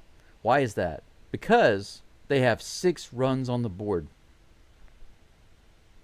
They have 6 runs on the board. If the Astros didn't have any runs on the board, or if they had just like 1 or 2 runs, then yes, the 20 lobsters would be really bad. But when your runs scored are good and your lobsters are high, that's very, very good, because that means you're getting a lot of traffic on base and you're scoring a decent amount of those guys. So if you think about it from a fishing perspective, right? If you're going to go out catching lobsters and you get a bunch of those lobsters into your boat, each inning is like another trip out, right? And you're not going to get all of those home. You can't get all of those lobsters back to the shore. We got a new pitcher in the game. Jaden Murray is on the mound for the Astros. I think I got his picture. I think I made his picture. Yes, I do. There we go. Second pitch is in there for strike 1. Looks like he cut his hair a little bit. 1-1 to Jacques Peterson. Here's the pitch. This is hit high in the air. Is it going to be playable? Yes. Dubon is out in left field. He comes in and grabs it for out number 1. He's a newbie, Jesse. He was in the other day, but he's a newbie. Jake Berger comes to the plate with 1 out, nobody on. But basically, there's no way to always bring in... Well, let me back up. It is possible to bring in every lobster. It is possible. Every guy that gets on base, it's possible to bring them all home. It is possible. So I retract that. You can bring them all home. It's just not common. Jake Berger with a half swing. The count is 1-1. Nice strike. Nice pitch. But if you get a bunch of guys on base, most likely you're not going to score every single guy that gets on base. So there will always be left on base guys, right? This is hit out into center field, right center. Myers, oh my gosh, Myers on the run, runs into the wall. Holy cow. Jake Berger hits it out to right center, and Myers goes running into the wall to catch it. Good grief. Glad he's all right. Good grief. Good grief. Scared the crap out of me there. I was not able to call it properly because I was worried about Jake Myers. Look at that. He skidded a little bit on the dirt. Wow. Good catch by Jake Myers. Absolutely, that was a Jake Myers catch. That first pitch is grounded to Walker. He steps on third base. What an easy inning. Dustin Harris grounds out on the very first pitch. Myers with a fantastic Myers-style catch, just like Ken said. Myers has a great day back, doesn't he? Got a hit, RBI, fantastic catch in center field. We go to the top of the ninth. Astros up 6-0. 10 hits to the Strangers 4. We got a shutout going on in Arlington all the way into the top of the ninth. Caleb Bushley might be on the mound still for the Strangers. We'll see. Carlos Correa is due up. Yes, you're right. That's exactly the point, Jesse. You can't bring all the lobsters home to cook. If you have a lot of lobsters, you can't bring them all home to cook.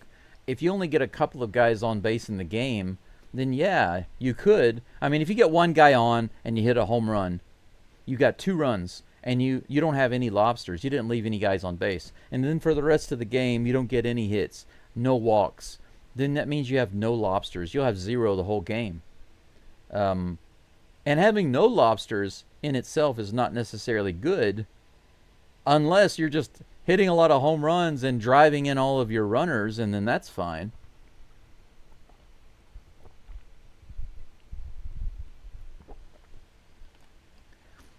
So you can't just look at the lobsters themselves and judge a team. You have to look at the runs plus lobsters. Right now, I have no problem with the Astros lobsters because we have 6 that are brought home and cooked. You know what I'm saying? Maybe Myers will bring back that winning feeling. Bring back that winning feeling. That'd be nice, Jesse.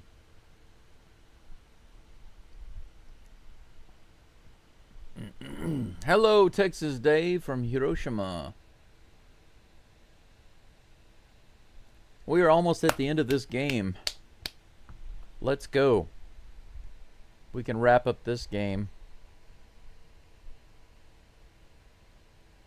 If you take a look at the Astros scoring, 1 run in the 3rd, 1 in the 5th, 1 in the 6th, and then 3 in the 8th. That's showing a little bit more consistency than usual. Let's see what the Tigers are doing here. Looks like they're getting close to scoring again. That doesn't look like a good play. That was a 3rd down play. The Bulldogs defense are just making the Tigers look like garbage. 17-0.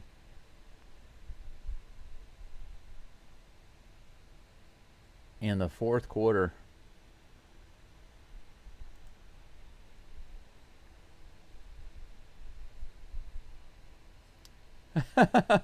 Fourth and 24. They're going to try for a field goal. It's a 46-yard attempt. They should get it, but there's no guarantee. Here is the pitch to Correa. Oh, that's the 0-1.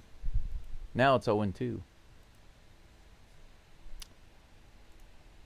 LSU gets the field goal, so they are up 20-0 with 11 minutes to play in the 4th. That's still a pathetic offensive game for the Tigers. Defense is stellar as usual. Correa is facing an 0-2 count against Bushley. The low and outside slider. There it is again. Correa goes after it, but can't hit it that time.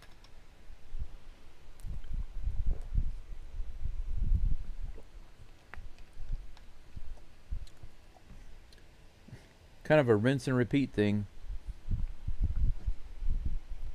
Correa swinging at that low and outside slider. Cam Smith at the plate. He had a triple his last at bat. Here comes the toss. 93 inside, strike 1.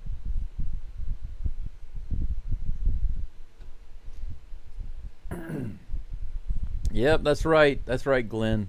The crew brought home 6 and 20 were left out. Let's see, that's right. They lost 20 outside. It's interesting because the more you catch, the higher probability is that you will lose some. 1-1. Here's the pitch. Fouled off by Cam Smith, and that's 1-2.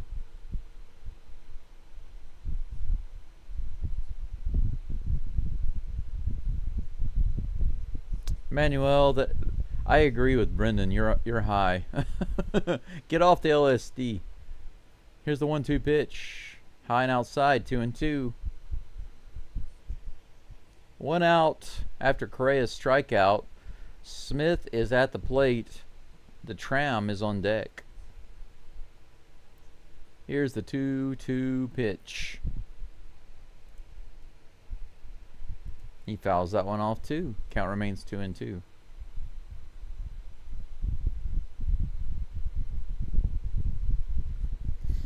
Yeah, Brendan, when Paredes and Jake were gone, it was pretty close, right? And after that, it hasn't been as good.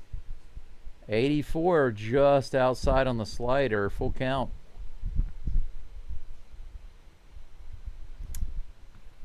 J. Paul says the SEC is wide open this year. I don't know enough about the other teams. I know that Alabama sucks, and that's good. That's always good to hear. 93 low and outside. Cam gets a walk. So we got ourselves a base runner in the top of the 9th with 1 out, and the tram comes to the plate. Ding, ding, ding. One of my dream things would be to be on the tram in Japan with Taylor Trammell. That'd be awesome. I'd love to post that picture for you guys. Me and Tram on the tram. So silly. Here comes the first pitch from Bushley. High. Ball 1. Good take.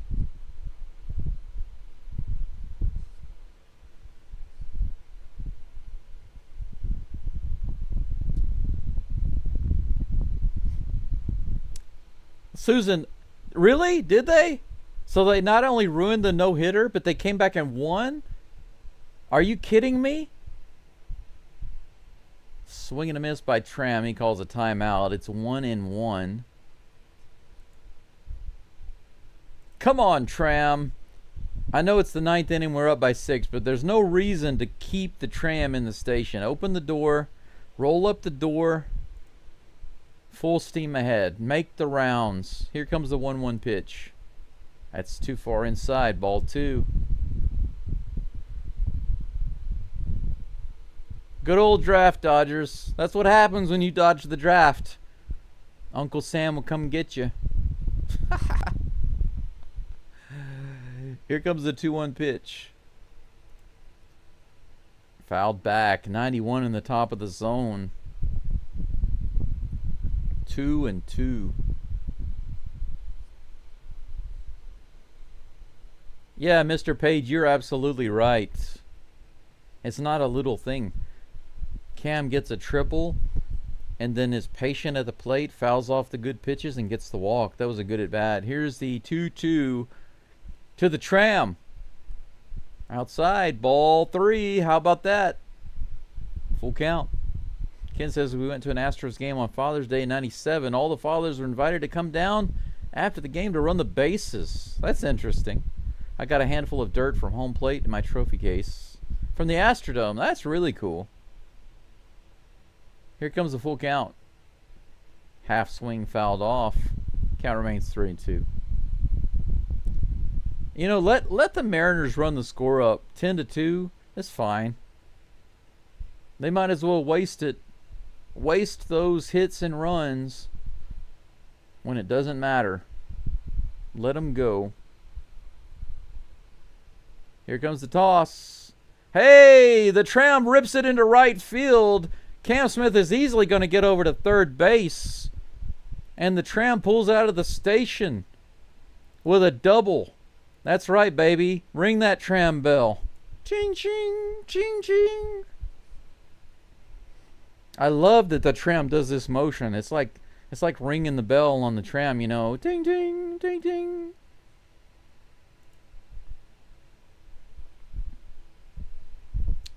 They're showing the Cal Ripken record I'm sure the Orioles are really, really happy today, considering the anniversary of, or the memorial, the anniversary, the acknowledgement of that achievement by Cal Ripken, and then getting the comeback against the draft Dodgers. Must be a really great time to celebrate, despite the less than stellar season for the Baltimore fans, right? 1-0 to Walker. Sky Walker at the plate with runners on second and third, only one out. Come on, Walker. You've had a hot day. Keep it going. 93 at the bottom of the zone. 1-1. Come on, Mr. Sky Walker. Ding, ding, ding. That's right. You're right, Richard. It is sweet to have a player play his entire career with one team. Don't see Altuve going anywhere else. Swing and a miss on the outside. Low and away. Don't see Walker chase stuff like that very often. He usually just swings and misses stuff in the zone. I don't know which one is worse, chasing stuff out of the zone and missing it, or missing the stuff in the zone. I guess missing it in the zone is worse. Here comes the 1-2. Way high, 2-2. Caesar says the Dirty Birds taking out the draft dorks. That's right. That is right. Score more runs for sure. 2 balls, 2 strikes. Here comes the toss. Use the force.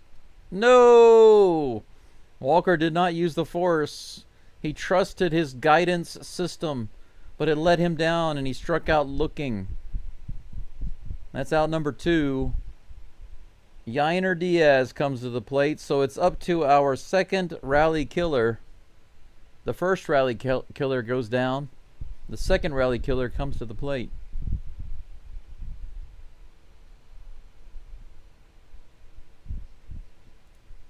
Here comes a pitch.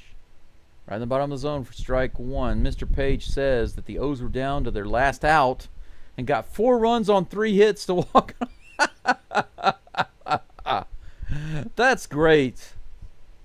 That's great. I can just hear the screaming, crying Dodger fans right now. Here is a pitch to Diaz. Whoa, he rips that one into left field, but foul. That was home run distance. Got around too early on it. That could have been a 3-run shot. Yainer trying to give him another shiner. Come on, let's blacken both eyes, Yainer. 0-2 is the count. Runners are hanging out on second, third. Don't leave those lobsters out on the sea. Bring them home to cook. Here's the pitch. He bounces that one down the third baseline. That's going to be another 0-2 pitch. Maybe it's my fan, Brendan. Now that you mention it, maybe my fan is... Maybe that's what it is. That's probably what it is. Sometimes the air from my fan gets over here, so maybe it was blowing on it too much. Here comes the 0-2 pitch to Diaz. Outside, 1-2.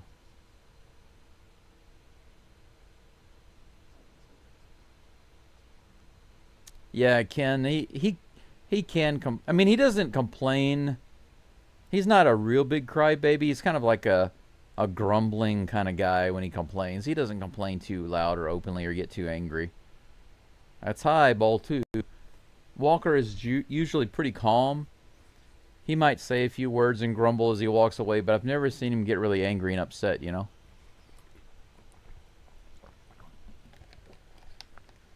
That is the one thing about Walker that's good, is that he remains relatively calm most of the time. 2-2 pitch. A little outside, ball 3. Got another full count.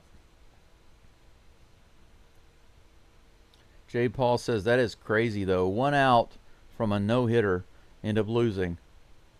But happy was the Doyers. Me too. Me too. Who is pitching, by the way? Here's the toss. Diaz goes up the middle, and that's going to score 2 more runs, baby. Cam Smith comes in. The tram comes in, and the tram makes the full rounds back to the station. Yainer with another shiner. The strangers have 2 black eyes. It is 8-0. Astros. And the crowd is actually cheering. We got all the Astros fans in the house cheering right now. Jake the Rake comes back to the plate. 11 hits for the Stros. Those lobsters are being brought home. We are feasting tonight. Ding, ding, ding, ding. That's right. The tram makes the rounds today, baby. Here's the first pitch to Myers. Oh, that's hit right to the down the line, and he fumbles it and makes a bad throw to first base. Myers is safe. How about that? The third baseman fumbled the ground ball from Myers, and then he made a bad throw over to first base. Pulled him off the bag. There's Diaz's hit. Inside pitch on the full count.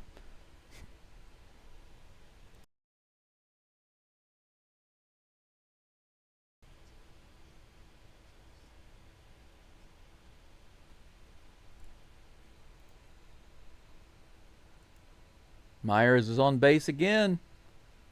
It's not over yet. Pena at the plate with an opportunity to do something extra in this game. Come on, man. We need you to do something. Don't do that. 92 right down the middle. Strike 1. Pena had a single in the 3rd inning, but other than that, he's just been a strikeout king today. 3 Ks. Got 2 guys on base. Bring those lobsters home. He bounces it to third. It's going to be trouble. He throws it. He's safe by a mile. No way to get the flash. Why did you even throw that ball? Pena was well past the bag before the ball even got there. The flash with an infield hit, Altuve style. Bases are juiced. And Dubon is coming to the plate. Bocce, is he walking away? Is he leaving the dugout? Bocce's leaving the dugout. He's done. He's like, I can't watch this crap. There we go with arms on the shoulders again. Boys, perhaps you didn't understand what I was telling you earlier about that country fried steak, and I want to make it a little clearer right now. That has white gravy all over the top of it, and on the side is a little bit of mashed potatoes, home style, and but those have brown gravy, not the white gravy. I only put the white gravy on the country fried steak.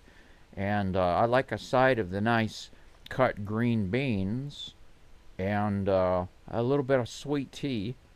After that meal, I'd like some hot coffee.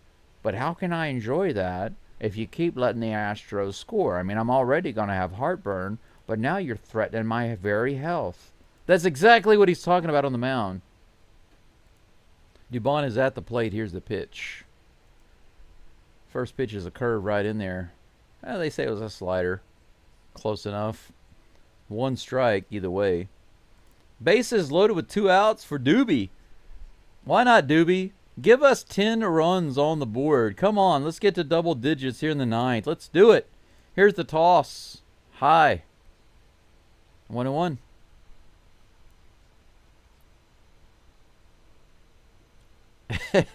Yeah, Jesse, I gotta make up something, you know. What are they talking about on the mound? I gotta figure out what it is.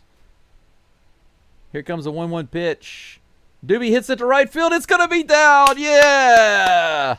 All right. 2 more runs coming in. Runners on the corners, and we got the 10. Diaz and Jake the Rake comes across the plate. Doobie with this little smile, mischievous smile on his face. Bocce's like, hey, anybody? 10-0 Astros. It's starting to get way out of hand. Way out of hand. Look at that. Nice. Yeah, Bush is like, man, I'm not even a position player. 38 pitches, 25 strikes, a 6.02 ERA right now. 1 inning pitched. Womp, womp, womp, womp, womp. Ramon Urias.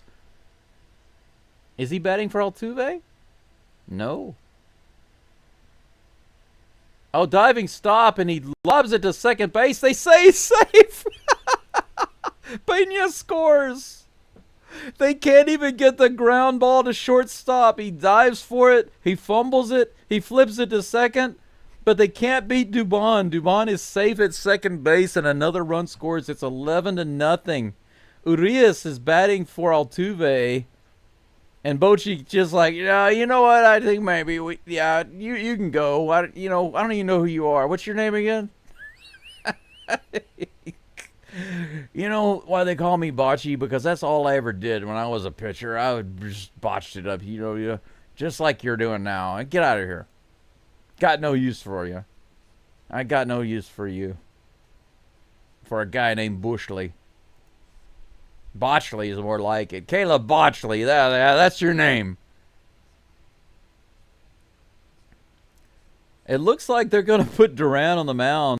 The Rangers have officially given up. They're going to bring in a position player. Hey, you over there with the blue stuff on your arm. Take that off and get over here on the mound. What's your name again? My name is Duran. Sir. Duran. Okay, Duran. Come on over here and give me some pitches. 15 hits for the Astros. 11 runs on the board. How about this? This is what I like to see. Go Stros indeed.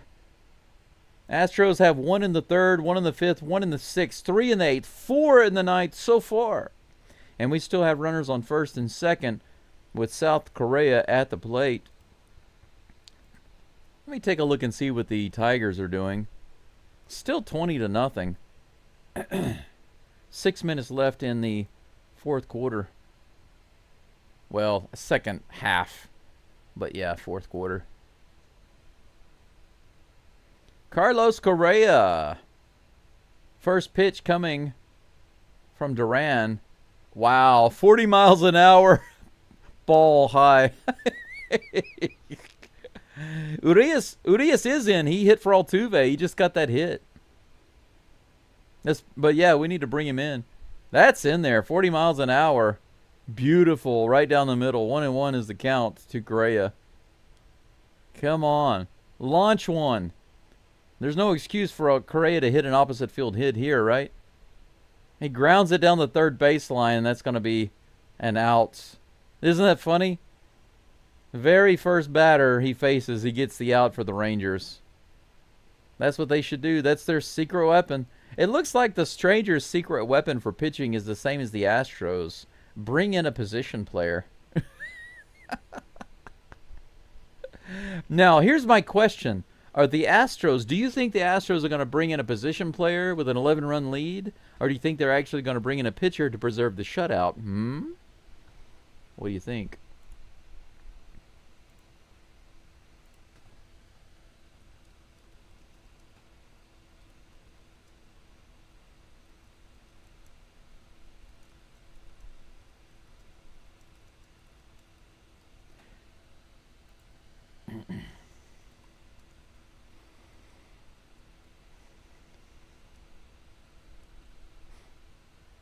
There we go.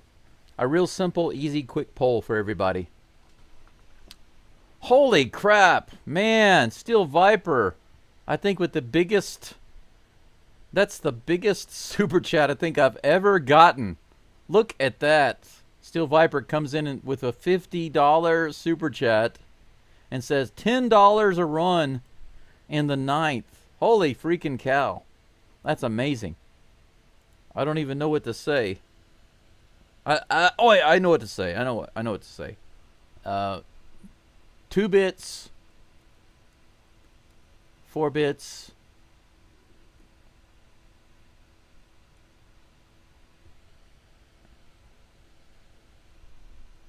5 runs, $10, all for the Astros. Stand up and holler. How about that? I spelled holler wrong. It's ER. I was typing too quickly. But yes, Steel Viper, thank you so much. 2 bits, 4 bits, 5 runs, $10. All for the Astros. Stand up and holler. Thank you for that. Awesome. Yes, Daryl, you're right. That's a blessing. Thank you so much. I do appreciate that. It will make my $5 all-day breakfast taste even better. Glenn says I'm having way too much fun.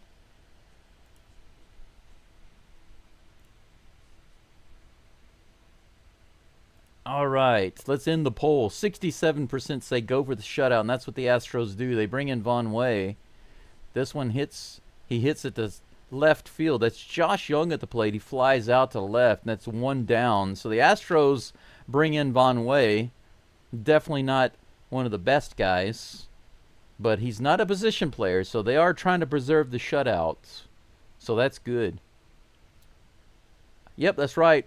Alejandro Osuna at the plate with one down, nobody on. Here's the pitch. Bottom of the ninth, a little below the zone, ball one. Yes, that's right. This is called justice. It's nice whenever a division rival breaks down. I want to do this to the Mariners too, don't you? How sweet that'd be. Do it again to the Rangers tomorrow, and then do it to the Mariners, and just completely lock up this division. The 1-1 pitch, swing and a miss, 91, just above the zone, a slight tip right into the glove of Diaz. 1 ball, 2 strikes. Man, that's awesome. 87 miles an hour, low and outside. 2 balls and 2 strikes. Nice to have you back, Mr. Myers. Astros suddenly starting to get serious. That's high in the air to right field. Smith is underneath it, puts it away for out number 2. 2 up and 2 down. Logan Vanway looking pretty nice. Maybe this is when you can pitch him whenever it's not a high leverage situation. Maybe he'll do better. Sweet revenge indeed.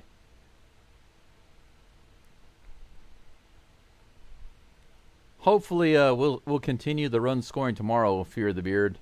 Here's the toss. Outside, ball 1. Jonah Heim at the plate.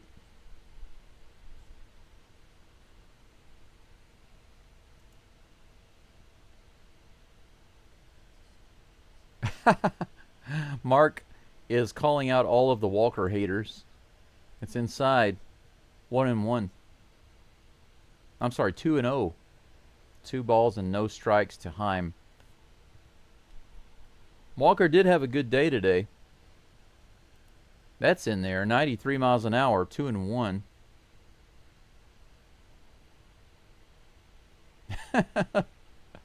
Ken says, my buddy just said Diaz is the only Astro that can hit into a double play with no one on base. I think Walker might be able to do that sometimes. It depends on if he's hot or not. If Walker's hot, he'll hit like 3 home runs in a game. If he's not, he'll go round out into a double play with nobody on.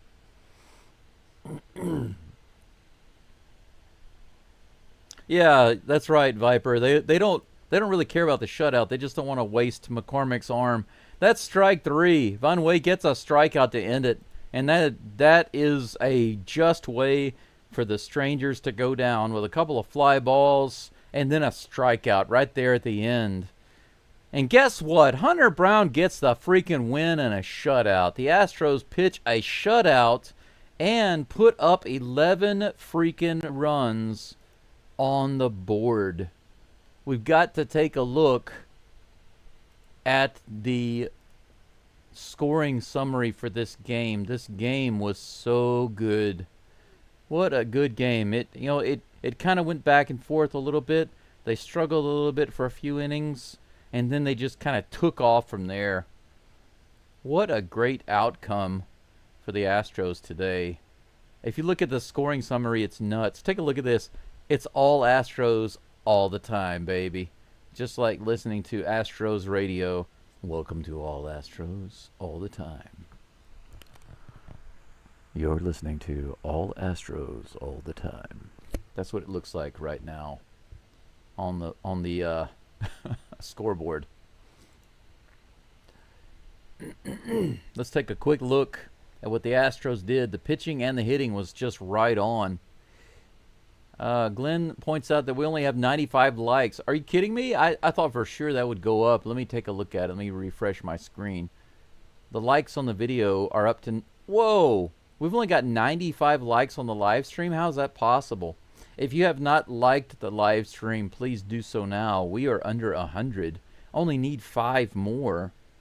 There's no excuse for this game to be under 100 likes unless we just had too many Rangers fans in the chat or listening to the game. But I know that these are mostly Astros fans. That's right, Daryl. Astros After Hours. It would sound like this. Welcome to Astros After Hours, where we have the Houston Astros. Astros all the time. All day, all night. And I'm your host, Geaux Stros.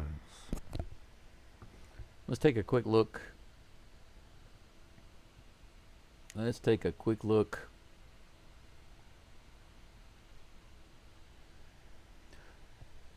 Third inning. Walker homered, 1-0. Fifth inning, Alvarez homered, 2-0. Sixth inning, Diaz doubled to right, Correa scored, 3-0. Eighth inning, Walker doubled to left, Smith scored, 4-0. Again in the eighth inning, Myers singled to left, Trammell scored, 5-0. Again in the eighth inning, Alvarez singled to center, scoring Walker, 6-0.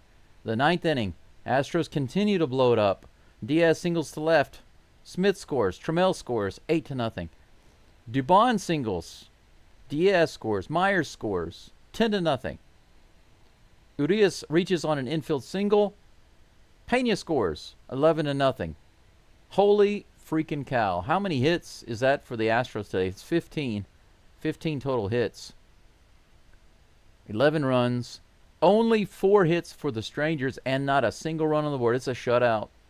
Hunter Brown, you notice right here, 6 innings pitched, just 4 hits, no earned runs, 8 strikeouts, 3 walks. Now, minus the walks, this is what I want to see Hunter Brown do every game. Finish at least 6 innings, give up just a few hits, if that. No runs, get a decent amount of strikeouts. If we see Brown with like 12 or 13 strikeouts, that means he worked his butt off. But I don't necessarily need to see him high in the strikeout column. I just want to see him keeping the hits and the walks down. He allowed at least 7 guys on, right? 7 guys on with 4 hits and 3 walks. So if he can get those walks down, maybe just 1 walk, that'd be nice. But DeGrom, 5.1 innings pitched, 5 hits, 3 earned runs, 8 strikeouts, 2 walks. Not a bad performance, but he started to lose it a little bit, and once they pulled him out, man, the Astros went crazy. They just went crazy. Because in the 6th inning, the 8th inning, and the 9th inning, we scored a ton of runs. We only had 3 runs on the board, but after that, from the 6th through the 8th, we scored 8 more. So it wasn't DeGrom's fault. It was their relievers and the Astros taking advantage of that. If we go down here to take a look at the pitchers, we had 4 pitchers on the mound today to put together a nice shutout. By the way, those 4 hits by Brown, those were the only hits allowed by the Astros pitchers. De Los Santos came in, pitched a full inning, no hits, no runs, 1 walk, 2 strikeouts. Murray came in, Jaden Murray, 1 inning pitched, no hits, no runs, no walks, no strikeouts, but 3 up and 3 down. Von Way came in the 9th inning, 1 inning pitched, no hits, no runs, no walks, 1 strikeout. So all of the Astros, we had 3 different relief pitchers pitch 3 innings. That's 33% of the game right there, and the Rangers couldn't do anything. Not a single hit off these guys. What a tremendous effort by the Astros pitching staff. And they didn't give Hunter Brown just a couple of runs. They wound up dogpiling on, as you see in the scoreboard on my screen. It's 11-0 final score. How awesome was that? Now let me move the scoreboard over. I want you to see this. This is the series against the Rangers so far this season. So as you see, the Rangers won game 1, Astros won game 2, Rangers won game 3, Astros won game 4, game 5, Rangers won in extra innings. That was yesterday.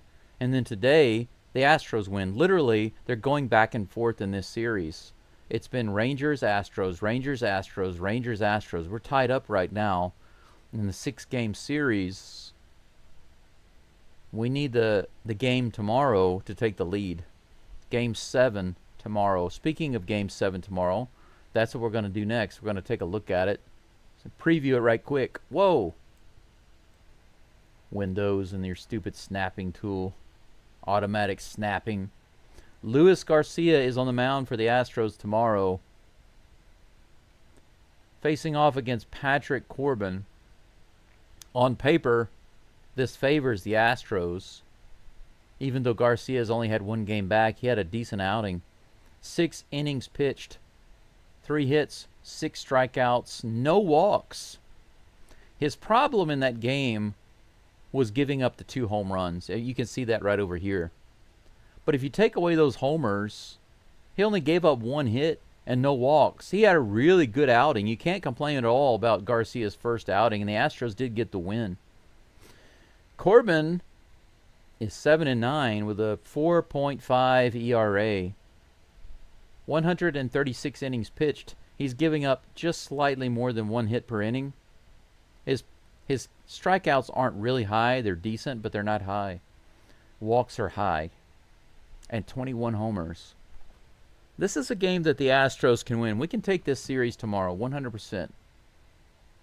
Now, the matchup predictor here, I think is really wrong. Of course, they said there was like a 62, 65% that the Rangers would win today, and the Astros destroyed them. Well, tomorrow it says the Astros only have about a 44% chance of winning. I disagree. I think the Astros have at least a 55 to 60% chance of winning. That's my feeling. I'm gonna go with my feelings. My feelings. Let me take a look at the live chat right quick, and then we'll check out the... After that, we'll check out the scoreboard, because there's some interesting things on the scoreboard today. In the live chat, what do we have? I want to check the likes on the live stream first. Did we get over 100? We should have. We only needed 5, and you guys are pretty good about hitting those at the end. Yep, we're over 100. Thank you so much for getting me to that mark. Very important to get over 100 likes on the live stream, especially on games like today. Chaz McCormick needs to be our ace pitcher. He could be. You never know. Ken says he sounded just like my brother when he overnight DJ'd at an underground station. Yeah. I did do a radio show when I was at Northwestern State University in Natchitoches, Louisiana for a semester. But it wasn't one of those types of shows. It was mostly like a metal / rock and grunge show that I did. But anyway. Ken says, I'm happy we beat DeGrom. Me too. Absolutely, me too. And DeGrom didn't have a bad game. I mean, he just gave up 3 runs. And after that, the Astros destroyed their relievers. So it was nice. Caesar says, go, you need to do your Christopher Walken voice because Christian Walker homered.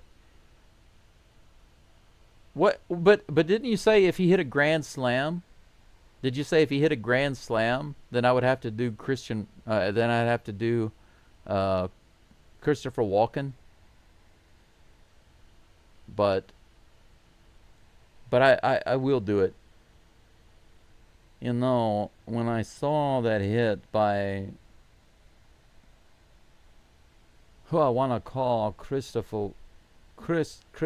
Walken, Walker, okay, it's an alright name, but you know, I prefer Christian Walken. How about that? That's good enough for now, but maybe tomorrow I'll give you a little bit more. I'll try to remember that. If you remind me, if I forget, remind me whenever Christian Walker comes to the plate, and I'll do a little bit of Christopher Walken. We'll do Christian Walken. Christian Walken. That's funny. Daryl says we felt the force. Yes, indeed we did. Yes, indeed we did. Now, let's take one quick look at the scoreboard right quick and see what's going on. Check this out. I think I mentioned this earlier, but the Yankees beat the Blue Jays 3-1. And the Athletics are destroying the Angels. Look at that. 7-0. So much for the Angels' bid for coming back in the division. The bottom of the barrel is having a free-for-all. Padres having trouble with the Rockies, but man, 10-7 against the Rockies, that's crazy. Hey, the Cubs lost to the Nationals. That's always nice to see. Let's go down the list. Unfortunately, the White Sox let us down against the Tigers. The Tigers are now 82-61. Brewers beat the Pirates. Let's see here. Reds beat the Mets. That's not surprising. Let's see. There's that game right there. That's really funny. The Orioles walk off the Dodgers in Baltimore, right in the middle of their celebrations in memory of the accomplishments of Cal Ripken. Cal Ripken, one of the best pure swingers in the game, right? What a great player he was. The Mariners, unfortunately, beat the Braves 10-2, but it doesn't really do them much good, you know. They don't gain any ground on the Astros because we actually scored more runs than than the Mariners did today. And we gave up less. We had more hits. We gave up less hits. And we gave up no runs. So we did better than the Submariners. Maybe tomorrow the Mariners will go down to the Braves, because I believe the Braves and the Mariners have another game tomorrow, right? I do want to take a look at the game cast for the Dodgers game. Yeah, if you see this, it's kind of funny. The Dodgers only scraped together 3 runs. Ohtani grounded out, scoring a run, so there was a fielder's choice. Betts, also a fielder's choice, scored the same guy. Rojas scored twice on fielder's choice, one by Ohtani, one by Betts. Betts tripled driving in a run. That was the biggest hit for the Dodgers the whole game, looks like. But in the ninth, what happened? What caused the breakdown in the ninth? It started off with Holiday, the new guy. Holiday homered to right, 3-1. Cowser walked with bases loaded. Cowser walked with bases loaded, scoring the second run. And then Rivera singled to center field, scoring 2 runs and winning the game. That's absolutely horrific for the draft Dodgers. But it was Yamamoto. Oh my gosh. Yamamoto pitched 8.2 innings, gave up 1 hit, 1 earned run, 2 walks, 10 strikeouts, 112 pitches, 70 strikes. He almost had a perfect game. He was just .1 innings away. He only needed 1 out. He just needed 1 out. And look at this chart. Look at this. In the 9th inning, it said there's a 100% chance. Oh, I'm sorry, 99.6% chance the Dodgers would win when it was 3-0 in the bottom of the 9th with 2 outs. And then the Dirty Birds started chipping away. And suddenly it got down to 73.3% with 2 runs, and then the Dirty Birds won it right at the last minute. At no point in this game did the Orioles ever have a chance, according to the ESPN predictor, to win this game until they actually did win it in the 9th inning. That is hilarious. You gotta love it whenever the draft Dodgers lose like that. I feel sorry for Yamamoto. He's a good pitcher. But for the Dodgers, wow. Absolutely amazing. Yes, he did. He choked. Hey, Caesar, you're welcome. I like Walken too. He's great. Well, that's all for today, I think. Goodness gracious, what a game. thank you so much for the super chats, especially Steel Viper. You are greatly appreciated for that awesome super chat.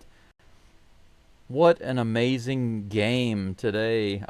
Don't you wish that we could see a lot more games like this? Because earlier today I was listening to, I can't remember which podcast it was, but they were talking about the Astros lineup on paper. And they said something that I think is very important.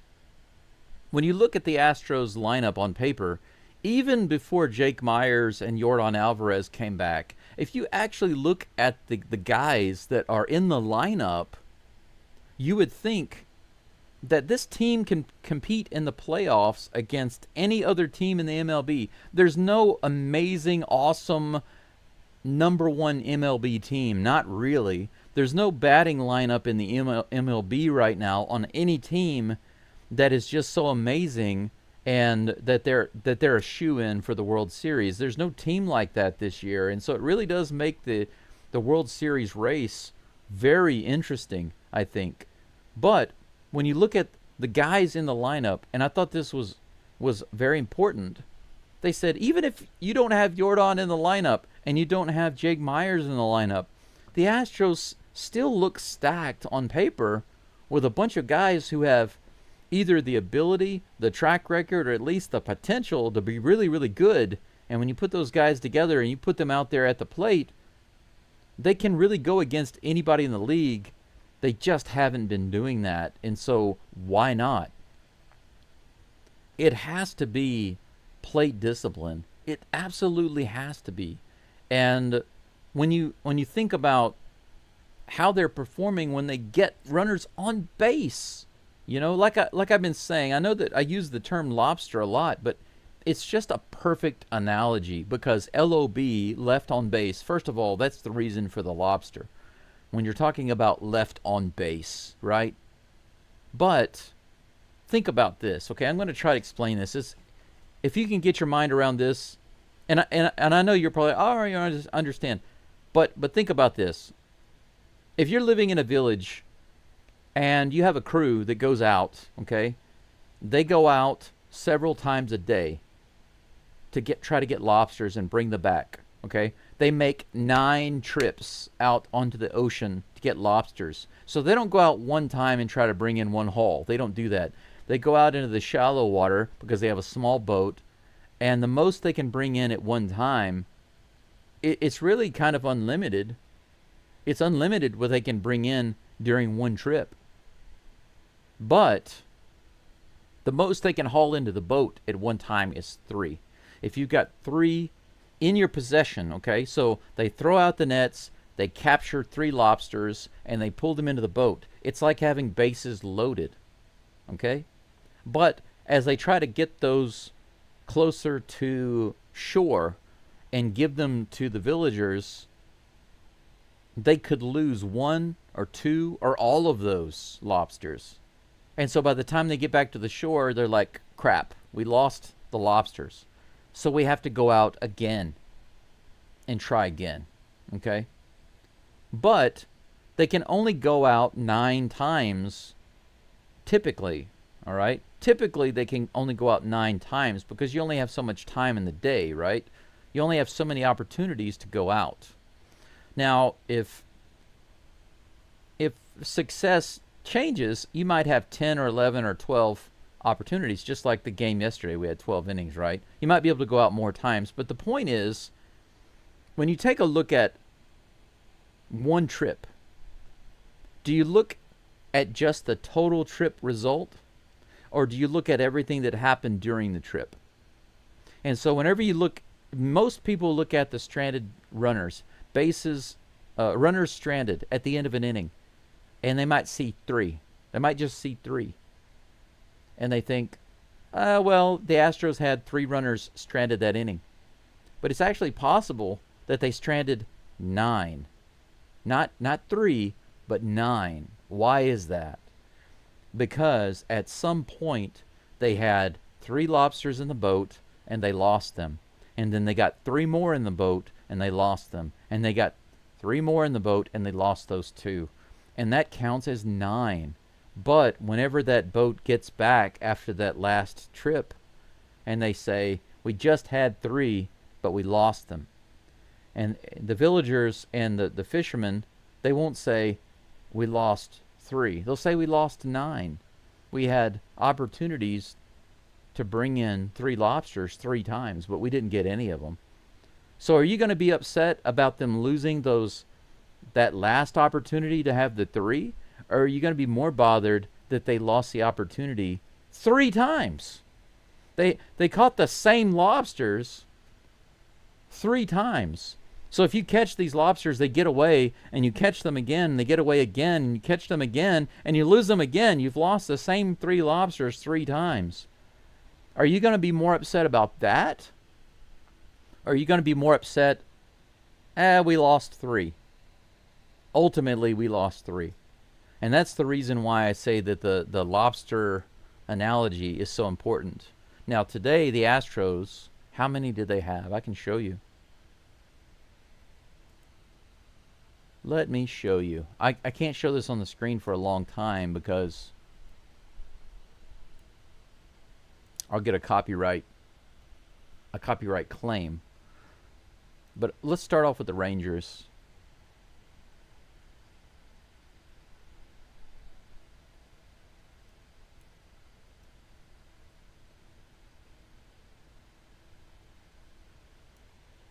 Let me see if I can get it on the screen here.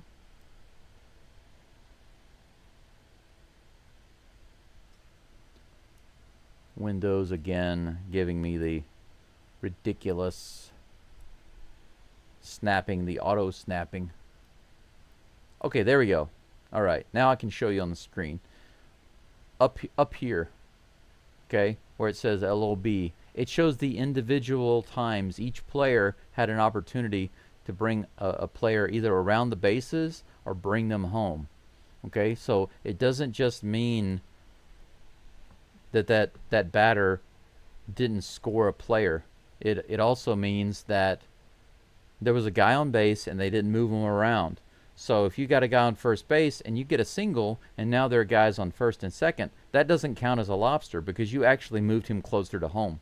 So it's like getting a lobster and you're shipping him home, right? You're steaming full steam ahead back home to try to bring that lobster back home. So that's progress, and that doesn't count as a lobster lost. But every person who has an opportunity to get a lobster closer to home or bring it all the way home and they miss that opportunity, miss those opportunities, that counts. And if you look at the strangers, they all add up to 18. And this is horrible because they didn't score a single run. That means every single opportunity they had, they didn't bring any home.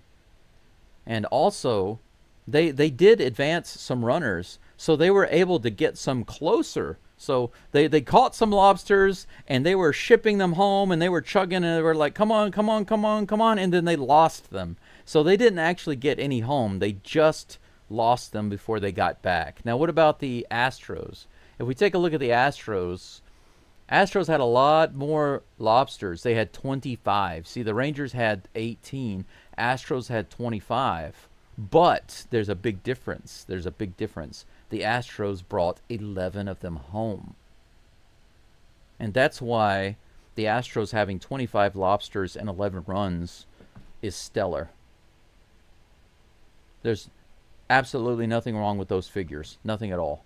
But if you have 25 lobsters in 1 run or 0 runs like the Astros have been doing a lot this year, that's really, really bad. So it's kind of like saying your fishing crew is pretty good at catching them and getting them in the boat, but they lose them before they get them back to the villagers.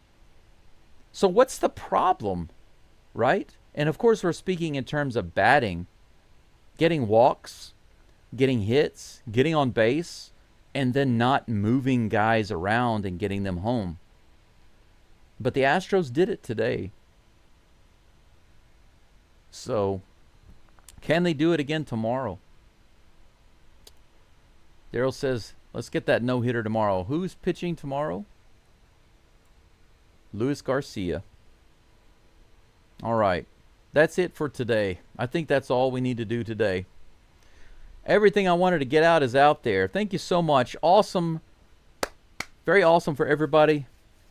Thank you for listening in. Daryl says, if you build it, they will come. That's right.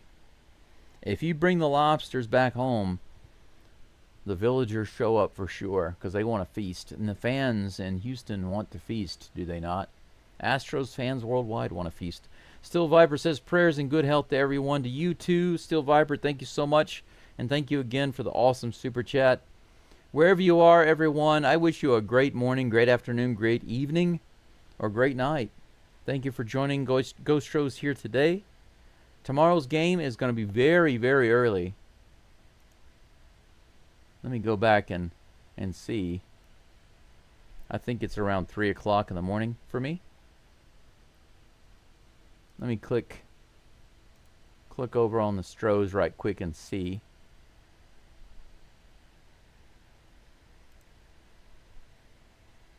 Yeah, it's about 3:35 in the morning for me. So I'm going to get up about 2:30 tonight.